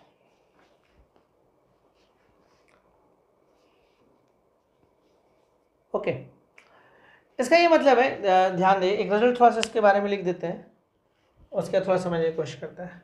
इसका पीरियड कितना हो जाएगा, हाफ हो जाएगा, क्योंकि ऑब्वियसली आप ये देख रहे थे जैसे x पे वहाँ पे 1 हो रहा है, तो यहाँ पे 1 कब होगा, जब 2x = 1 करो, x = हाफ, मतलब हाफ पे ये बदलने चालू करेगा, इसका मतलब यही निकला, ठीक है। इससे आपको वो सब कंसेप्ट बनेगा, 3x - 3x 4x - 4x, उस तरह का क्वेश्चन बनने लगेगा अगर इसमें डाटा को खाली इस पर बदल देता। इसीलिए सिर्फ इस क्वेश्चन मतलब प्रीवियस क्वेश्चन पर नहीं छोड़ा गया, खास कर इस तरह का एक क्वेश्चन दिया गया कि मान ली बदल के 3x और -3x कर दे तो उसमें गलती होगा। सबसे पहले तो इस कंसेप्ट का एक यूज़ है कि f(x) अगर पीरियोडिक है with period t, then mt nt fx dx = n - m 0 से t fx dx, ये होता है, ठीक है। तो देखिए ये जो रिजल्ट है, पहले रिजल्ट पे हम आते हैं, ये जो रिजल्ट है 2x एंड -2x = 0, सिंपल से बात है कि जब ये इंटीजर दे देता अंदर में, ठीक है। इंटीजर कब देगा खुद सोचो, जो ये हाफ का मल्टीपल होगा तभी ना, जैसे 3/2 इंटू 2, 4/2 इंटू 2, 5/2 इंटू 2, मतलब ये हाफ का मल्टीपल हो। तो आप इसको लिख सकते थे कि जब x belong to half n, और ये -1 कब देगा, जब x does not belong to half n, जहां पे n बिलोंग टू इंटीजर। देखिए हम करके दिखा रहे हैं आपको। 2x इंटीजर कब होगा, जब यहाँ पे x की जगह पे कितना होगा, कोई हाफ n होगा जहाँ पे n इंटीजर हो। तभी जैसे 5/2 कर लो, 7/2 कर लो, 9/2 कर लो, तभी ना, या 8/2 ही करो ना, आ रहा तब इंटीजर आ रहा है, यहाँ भी इंटीजर आएगा, तो 8 का और -8 करोगे तो 0 आ जाएगा। और अगर ये इंटीजर नहीं आया तो उस केस में फिर क्या होगा, आपका कुछ और आने लगा, हाफ के फॉर्म में नहीं आने लगा। जैसे आपको आ गया 2 और 2/3 कर दिया, लीजिए तो 4/3 हो गया फ्रैक्शन। तो मतलब इस केस को जो भी छोड़ के करिएगा तो वो सब तो फ्रैक्शन बनेगा, तब उस केस में कितना आएगा, -1 आएगा। तो यानी कि इसका पीरियड हमको पता चल गया कि कितना है, हाफ है। चलिए अब बढ़ते हैं आगे। अब थोड़ा सा फार्मूला को लगाने का टाइम आ रहा है, उस पर थोड़ा सा कॉन्सेंट्रेट करते हैं, कैसे लगाएंगे वो ध्यान देने वाला बात होगा, क्योंकि मिक्स है क्वेश्चन इन दो कंसेप्ट का। तो देखिए यहाँ से आप क्या करते हैं, क्वेश्चन से हमारे क्वेश्चन लिख ही लेते हैं एक बार।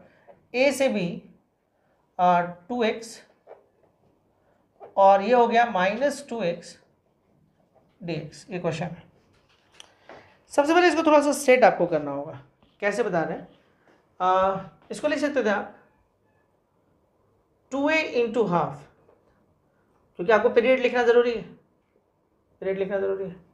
एंड इसको लिख सकते हैं आप, कुछ गलती क्या गया, 2b, इसको लिख सकते हैं 2a इंटू हाफ, और ये हो जाएगा 2x और -2x, क्योंकि हम लोग को पता चल गया कि इसका पीरियड हाफ है। ठीक है, उसमें लिख दिए।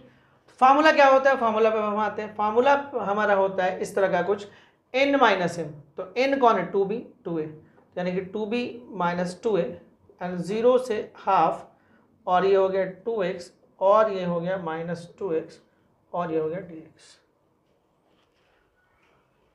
0 से हाफ के बीच में ये आपको क्या होगा, इंटीजर, मतलब अंदर में इंटीजर नहीं देगा, मतलब -1 आ जाएगा, तो रिजल्ट हो जाएगा 2b - 2a।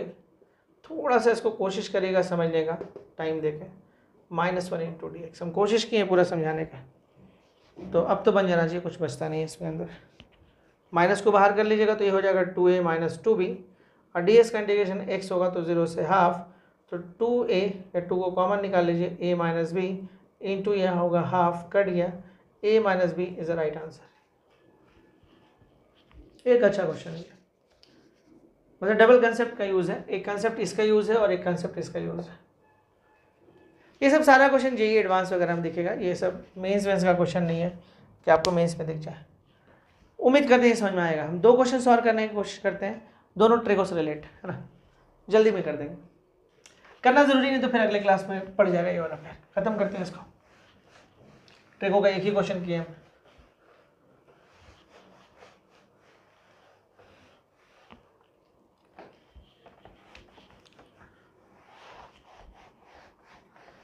देखिए आपको सिर्फ सॉल्यूशन टेस्ट का नहीं दिया, हम पूरा कंसेप्ट देने का कोशिश किए हैं। ठीक है, सिर्फ सॉल्यूशन देते तो 1 घंटे में कवर हो जाता। हम चाहते हैं कि जब भी आप वीडियोस को देखें तो आपको लगे कि नहीं जो मिल रहा है वो सारा कंसेप्ट मिल रहा है। आप क्वेश्चन है आपका, पेपर कहाँ है, जैसे क्वेश्चन आपको ले लिया π/2, ध्यान दिएगा, π/2 से 3π/2, और ये हो गया 2 sin x dx। ओके, फिर से ट्रिको, जैसा कि हम ट्रिको में बोले कि ट्रिको थोड़ा सेंसिटिव हो जाता है, तो थोड़ा सा आपको संभल के काम करना होगा। एक आसान तरीका यहाँ से हम डेवलप करते हैं। पहले ये देखिए कि आपको ये समझना कि इसमें कौन कौन सा इंटीजर आ सकता है, पहले दिमाग वो लगाइए, कौन कौन सा इंटीजर डेवलप कर सकता है। एक तरीका हम लोग और भी सीखेंगे, बिना दिमाग लगाए भी काम कर सकते हैं, वो ग्राफ बनाने की कोई जरूरत नहीं है, सिर्फ इंटीजर को पकड़िए। तो यहाँ पे देखिए 2 भी आने का चांस है, क्योंकि साइन π/2 1 होगा, आपको इंटीजर के अंदर देखना है, तो 2 भी आने का चांस है। यानी इस बार कौन आएगा, 2 आ सकता है, 1 तो आता ही है साइन में, 1 आ सकता है, 0 आ सकता है, -1 आ सकता है और -2 आ सकता है। ठीक है, तो ये आपको 5 आपको आ सकता है। तो चलिए 1 बाई 1 हम लोग देखते हैं कि कहाँ कहाँ पे क्या आएगा, चेक करते हैं। और चलिए यहीं पे करते हैं ना, जगह भी थोड़ी चाहिए। 2 sin x 0 कब आएगा वो देखते हैं। 2 sin x, चलिए 2 कब आएगा वो देखते हैं। 1 कब आएगा वो भी देखते हैं। 2 sin x 0 कब आएगा वो देख लेते हैं। 2 sin x -1 कब आएगा वो देख लेते हैं। और 2 sin x 2 कब आएगा वो देख लेते हैं। -2 कब आएगा देख लेते हैं। अब एक चीज़ और नोटिस करने वाला बात है कि आपको घूमना कहाँ से कहाँ, π/2 से लेकर 3π/2 बना देते हैं थोड़ा सा। π/2 आपको यहाँ पे आएगा, x कहाँ पुट करेगा, यहाँ पुट करेगा, तो क्या पुट करेगा π/2, और क्या पुट करेगा 3π/2। मतलब जो पुट होना है इसके बीच ही में होना है, यानी आपका जो भी यहाँ से x निकलना चाहिए इसके बीच का निकलना चाहिए, तो निकल जाएगा। sin x का वैल्यू 1 आ गया, चलिए sin x का वैल्यू हाफ आ गया, sin x का वैल्यू 0 आ गया, sin x का वैल्यू -½ आ गया, और sin x का वैल्यू -1 आ गया। देखिए समझाने का कोशिश की हम, बहुत इजी इसमें, तो ट्रिगो थोड़ा सा सेंसिटिव होता ही है आसान चीज़, बट वही है कि आप ध्यान दीजिएगा तो कोई दिक्कत नहीं, ध्यान नहीं देते तो फिर थोड़ा सा प्रॉब्लम होता है आपको। ध्यान देगा 1 ये कब हो सकता है उस पर अंदाजा लगाते हैं। 1 देखिए sin x 1 होता है जब x का वैल्यू π/2 होता है। देखिए x का वैल्यू π/2 होता है, और अगला जानते कहाँ मिलता है 5π/2, क्योंकि 3π/2 को तो -1 मिलेगा, फिर एक राउंड मार के आइएगा 5π/2 तो 1 मिलेगा। मतलब आपको इसके बीच में सिर्फ एक जगह है जो मिलेगा, तो सिर्फ उसी जगह को लिखते हैं, π/2 ही पे मिलेगा, बाकी कहीं नहीं मिलेगा। ग्राफ भी बता रहा है π/2 पे 1, फिर यहाँ पे 0, फिर यहाँ पे -1 मिलेगा। हाफ कहाँ पे मिलेगा, हाफ तो ऐसे π/6 पे मिलता है, हाफ π/6 पे मिलता है, ध्यान दीजिएगा। और साइन इस कोणांत में पॉजिटिव होता है और इस कोणांत में नेगेटिव होता है, यानी अगला अगर हाफ आपको मिलना होगा तो इसी जगह पे मिलेगा। तो एक कंसेप्ट होता है थीटा, पाई माइनस थीटा। नहीं समझ में आता तो फर्स्ट कोणांत में थीटा निकाल लेते हैं और फिर उसके हिसाब से जो कोणांत में वहाँ से वैल्यू निकालते हैं। तो मेरा थीटा π/6 आ रहा है। अब मेरे को जाना है आपको π/2 से 3π/2 के बीच में, यानी पॉजिटिव वैल्यू आपको यहाँ मिलेगा, तो पाई माइनस π/6 यानी कि 5π/6, तो ये हो जाएगा 5π/6। चलिए इसका ये मतलब है कि ये जो वैल्यू है उसको छोड़ दीजिए, क्योंकि ये हमको नहीं मिलेगा, क्योंकि मेरे को π/2 से शुरू करना है। चलिए मिल गया, कहाँ पे मिलेगा, बढ़ते हैं आगे। 0 कहाँ मिलेगा, 0 मिलेगा एक 0 पे, ठीक है, 0 पे मिलेगा और पाई पे मिलेगा, अगला मिलेगा 2π। तो 0 से तो स्टार्ट ही नहीं हो रहा है तो छोड़ दीजिए, 2π तक जाएंगे नहीं तो छोड़ दीजिए, बचा कौन, पाई। -½ कहाँ मिलेगा, -½ यहाँ मिलेगा, कहाँ पे मिलेगा, पाई प्लस π/6 पे मिलेगा, क्योंकि ये π/6 पे हाफ मिला था, तो आपको 7π/6 लीजिए, मतलब x का वैल्यू 7π/6 आना चाहिए। -1 कहाँ मिलेगा, -1 मिलेगा -3π/2 हो गया। तो चलिए स्टार्ट करते हैं, आराम से बन जाएगा, कोई दिक्कत नहीं, इसको मिटा देते हैं, स्टार्ट करते हैं। सबसे पहले आप ये सोचिए कहाँ कहाँ पे आपको क्या क्या मिला है। देखिए π/2 से स्टार्ट किया, ठीक है, फिर इसको मिटा देते हैं, कोई काम नहीं है इसका। फिर 5π/6 पे आपको मिल गया कुछ, अच्छी बात है, 5π/6 पे मिला, फिर आपको कुछ नहीं मिलता है, फिर आपको मिलता है पाई पे कुछ, फिर आपको पाई पे मिलता है, मतलब इंटीजर यहाँ पे मिल रहा है। फिर देखिए फिर क्या मिलेगा, फिर 7π/6 पे मिलेगा, यहाँ कहीं पे मिलेगा, और फिर आपको 3π/2 पे मिलेगा। मतलब आपको यहाँ से यहाँ जाना है, यहाँ से यहाँ जाना है, और सॉरी यहाँ से यहाँ जाना है, यहाँ से यहाँ जाना है, यहाँ से, मतलब 1 2 3 4 ठो बनेगा। कोशिश की हम आपको समझाने का आसान तरीके से, ठीक है। सबसे पहले ये सोचने की कोशिश की कि कितना इंटीजर अंदर डेवलप कर सकता है, तो 2 भी साथ में इंक्लूड है, तो 2 से स्टार्ट होगा, ऐसे तो 1 से होता है। साइन ट्रिगो में सबसे अच्छा बात है साइन कॉस में कि ज़्यादा नहीं होता है इंटीजर, तो आप उस पर भी रख के सोच सकते हैं, वही काम हम यहाँ पे करें, उसी का फ़ायदा उठा रहे हैं। तो बहुत इंटीजर तो होता नहीं है, बट इस बार 2 मल्टीपल था तो उसके अकॉर्डिंग सोचे। तो अब देखिए क्या कर सकते हैं हम लोग, उसके बाद देखिए हम लोग क्या कर सकते हैं, हम π/2 से स्टार्ट करेंगे और हम जाएंगे 5π/6 तक, और ये हो जाएगा 2 sin x। इसके बाद भी थोड़ा सा ध्यान रखना है, तो फिर गलती होगा। 5π/6 से आप आइए पाई तक, ठीक है, एंड 2 sin x dx। फिर आप आइए पाई से 7π/6 तक, और ये हो जाएगा आपके पास 2 sin x dx। And last 7 pi by 6 से अब आइए 3 पाई बाई 2 पे, जो कि रिजल्ट आपको दे देगा 2 sin x dx। ठीक है, देखिए फिर अब यहाँ पे क्या कर सकते हैं आप, ये समझने वाला एक बात है ना। देखिए पाई बाई 2 यूज होता नहीं है, आप बोलिएगा pi by 2 sine pi by 2 1 हो गया 2 हो गया, उसे कोई मतलब नहीं। 5 पाई बाई 6 पे क्या दे रहा कोई मतलब नहीं है। अब इसके बीच में क्या देगा वो माने रखेगा, वो बहुत माने रख सकता है कि उसके बीच में क्या आएगा, पाई बाई 2 से 5 पाई बाई 6 के बीच में क्या आएगा। देखिए साइन पाई बाई 2, देखिए समझिएगा, साइन पाई बाई 2 आपको ये तो 1 दे रहा है, ओके, तो 2 मिलेगा यहाँ पे बॉर्डर पे। अब 5 पाई बाई 6 को जब आप यूज़ करते हो तो साइन 5 बाई से हाफ यानी कि 2, यानी कि हाफ मतलब 1 आएगा, मतलब 2 से 1 मिल रहा है, मतलब इसके बीच में कुछ भी पुट करोगे 2 से, देखिए यहाँ पे 2 मिल रहा है, ध्यान दोगे, यहाँ पे 2 मिल रहा है, यहाँ पे 1 मिल रहा है, और इसके बीच में अब कोई इंटीजर नहीं है, वो हमको समझ में आ गया था, उसी हिसाब से निकाले हैं सब। तो इसका मतलब है कि इसके बीच का कोई भी एंगल यूज़ करोगे तो आपको 1.5 मिलेगा, 1.6 मिलेगा, 1.7 मिलेगा, मतलब 2 से 1 की तरफ जा रहे हैं, सिंपल सा बात है। तो इसका मतलब कि उसका इंटीग्रल पार्ट जो होगा वो 1 आएगा। तो इसका मतलब है कि बहुत ध्यान रखना पड़ता है, ये हो गया आपका इंटीग्रल पार्ट 1। अब आइए 5 पाई बाई 6 से पाई, देखिए अगर ये बॉर्डर अगर आप नहीं ध्यान देते हैं ना तो इस तरह के क्वेश्चन में प्रॉब्लम आने लगेगा। बॉर्डर पे तो ध्यान देना नहीं है। अब देखिए 5 पाई बाई 6 पे क्या देता है आपको 1, ध्यान दीजिए, और पाई पे क्या दे रहा है 5 पाई बाई 6 पे आपको 1 मिल रहा है। क्यों 1 मिल रहा है, क्योंकि 5 पाई बाई 6 जब आप पुट करते हैं तो यहाँ पे हाफ होता है, तो 2 यानी कि 1 हो जाता है। अब पाई जब पुट करेगा तो 0 हो जाएगा, मतलब 1 से आप 0 की तरफ जा रहे हैं, सीधा सीधा सा बात है। तो 1 से जब 0 की तरफ जाएगा तो इसके बीच में कुछ भी पुट करिए, यहाँ से यहाँ कुछ भी पुट करिए, 0 पॉइंट कुछ आएगा जिसका इंटीजर 0 हो जाएगा। तो ये हो गया 0 इंटू डी एक्स। बढ़ते हैं पाई से 7 पाई बाई 6, देखिए पाई पे 0 आएगा, सिंपल सा बात है, और 7 पाई बाई 6 लीजिएगा तो माइनस हाफ आएगा, यानी कि -1 आएगा, तो मतलब 0 से -1 की तरफ जा रहा है। तो अगर आप 0 से -1 की तरफ आया तो मतलब इधर की वैल्यू मिलेगा, मान लीजिए 0.5 मिला तो इसका ग्रेटेस्ट ले लेगा तो फिर से -1 आएगा, तो यानी कि ये रिजल्ट आपको -1 देगा, मतलब ये रिजल्ट आपको 1 दे रहा है, ये रिजल्ट आपको 0 दे रहा है, ये रिजल्ट आपको -1 दे रहा है, ध्यान देगा, तो ये देगा आपको -1 dx।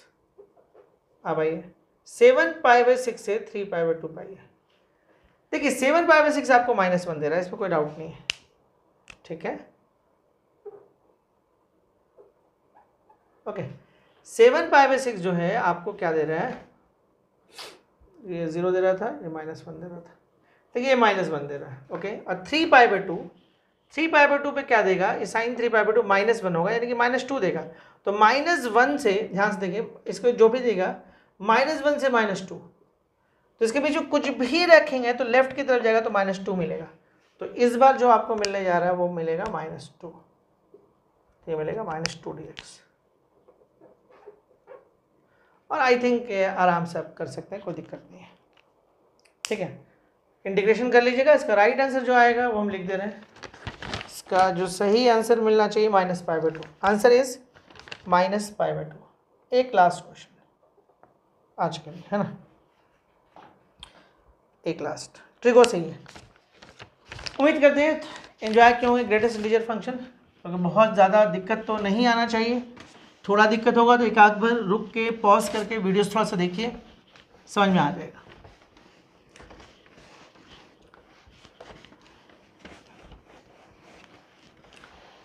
चलिए बढ़ते हैं आगे।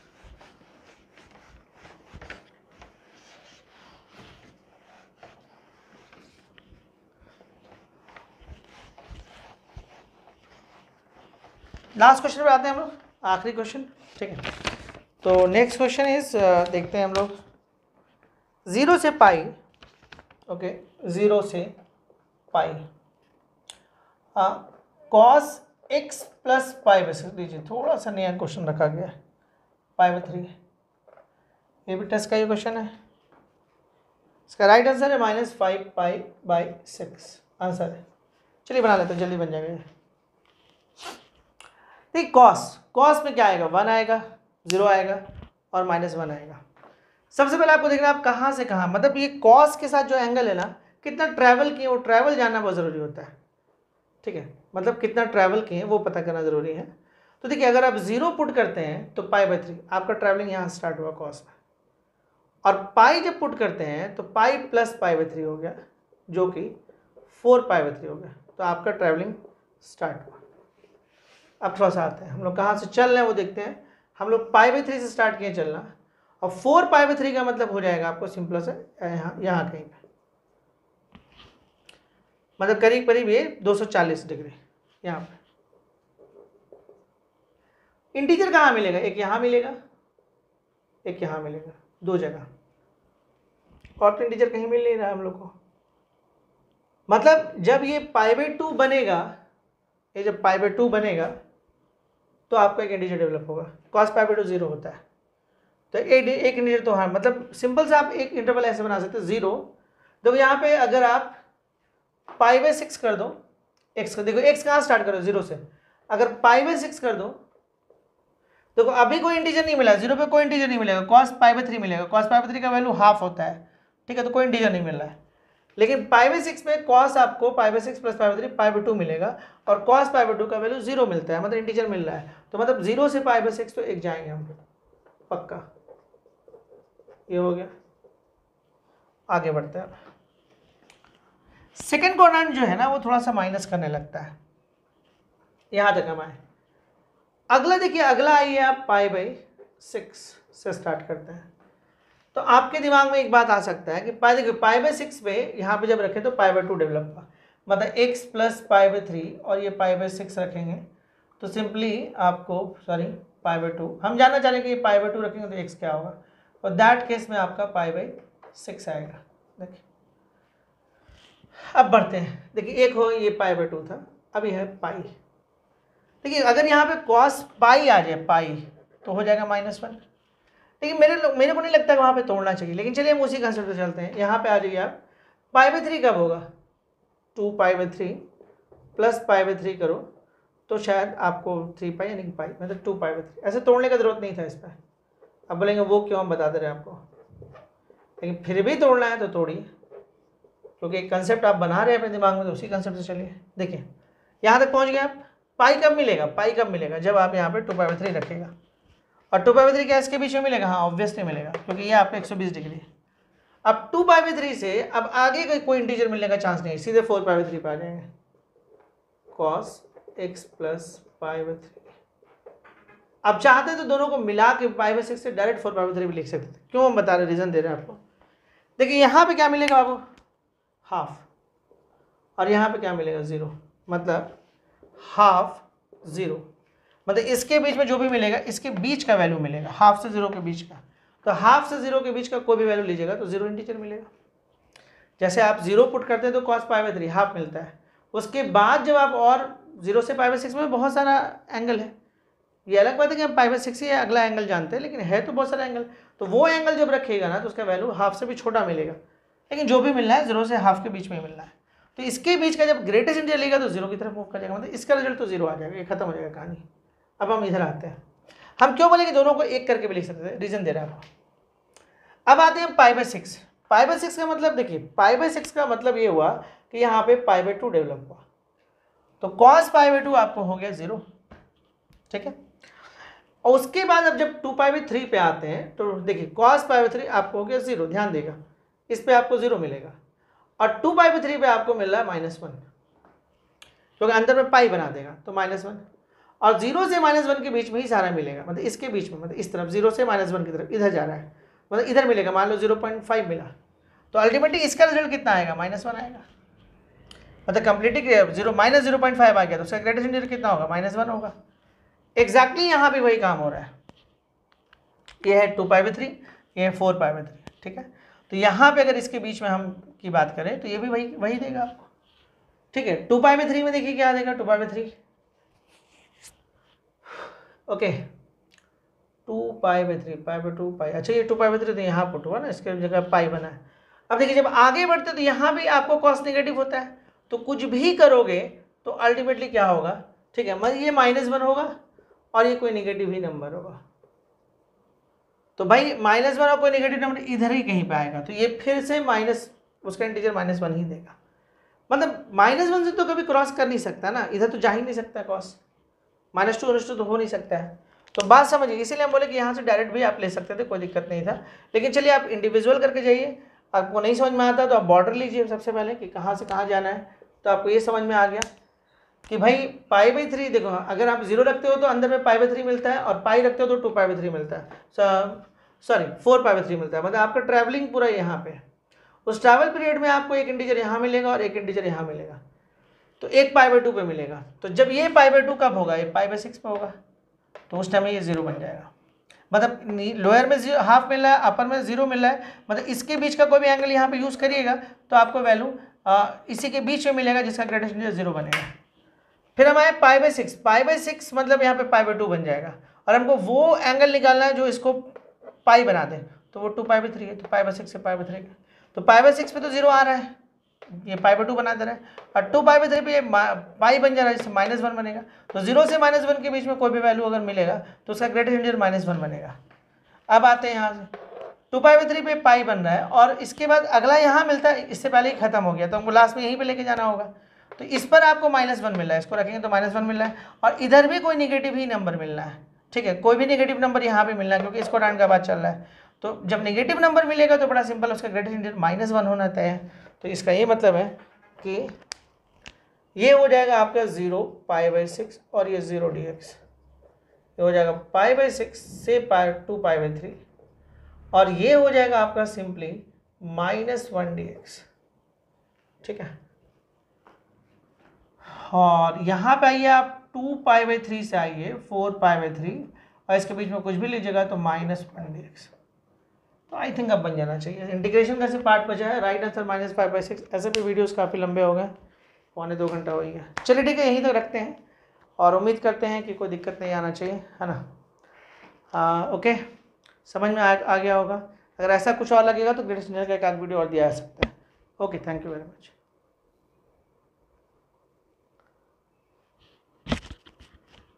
ओला डाल लो ना।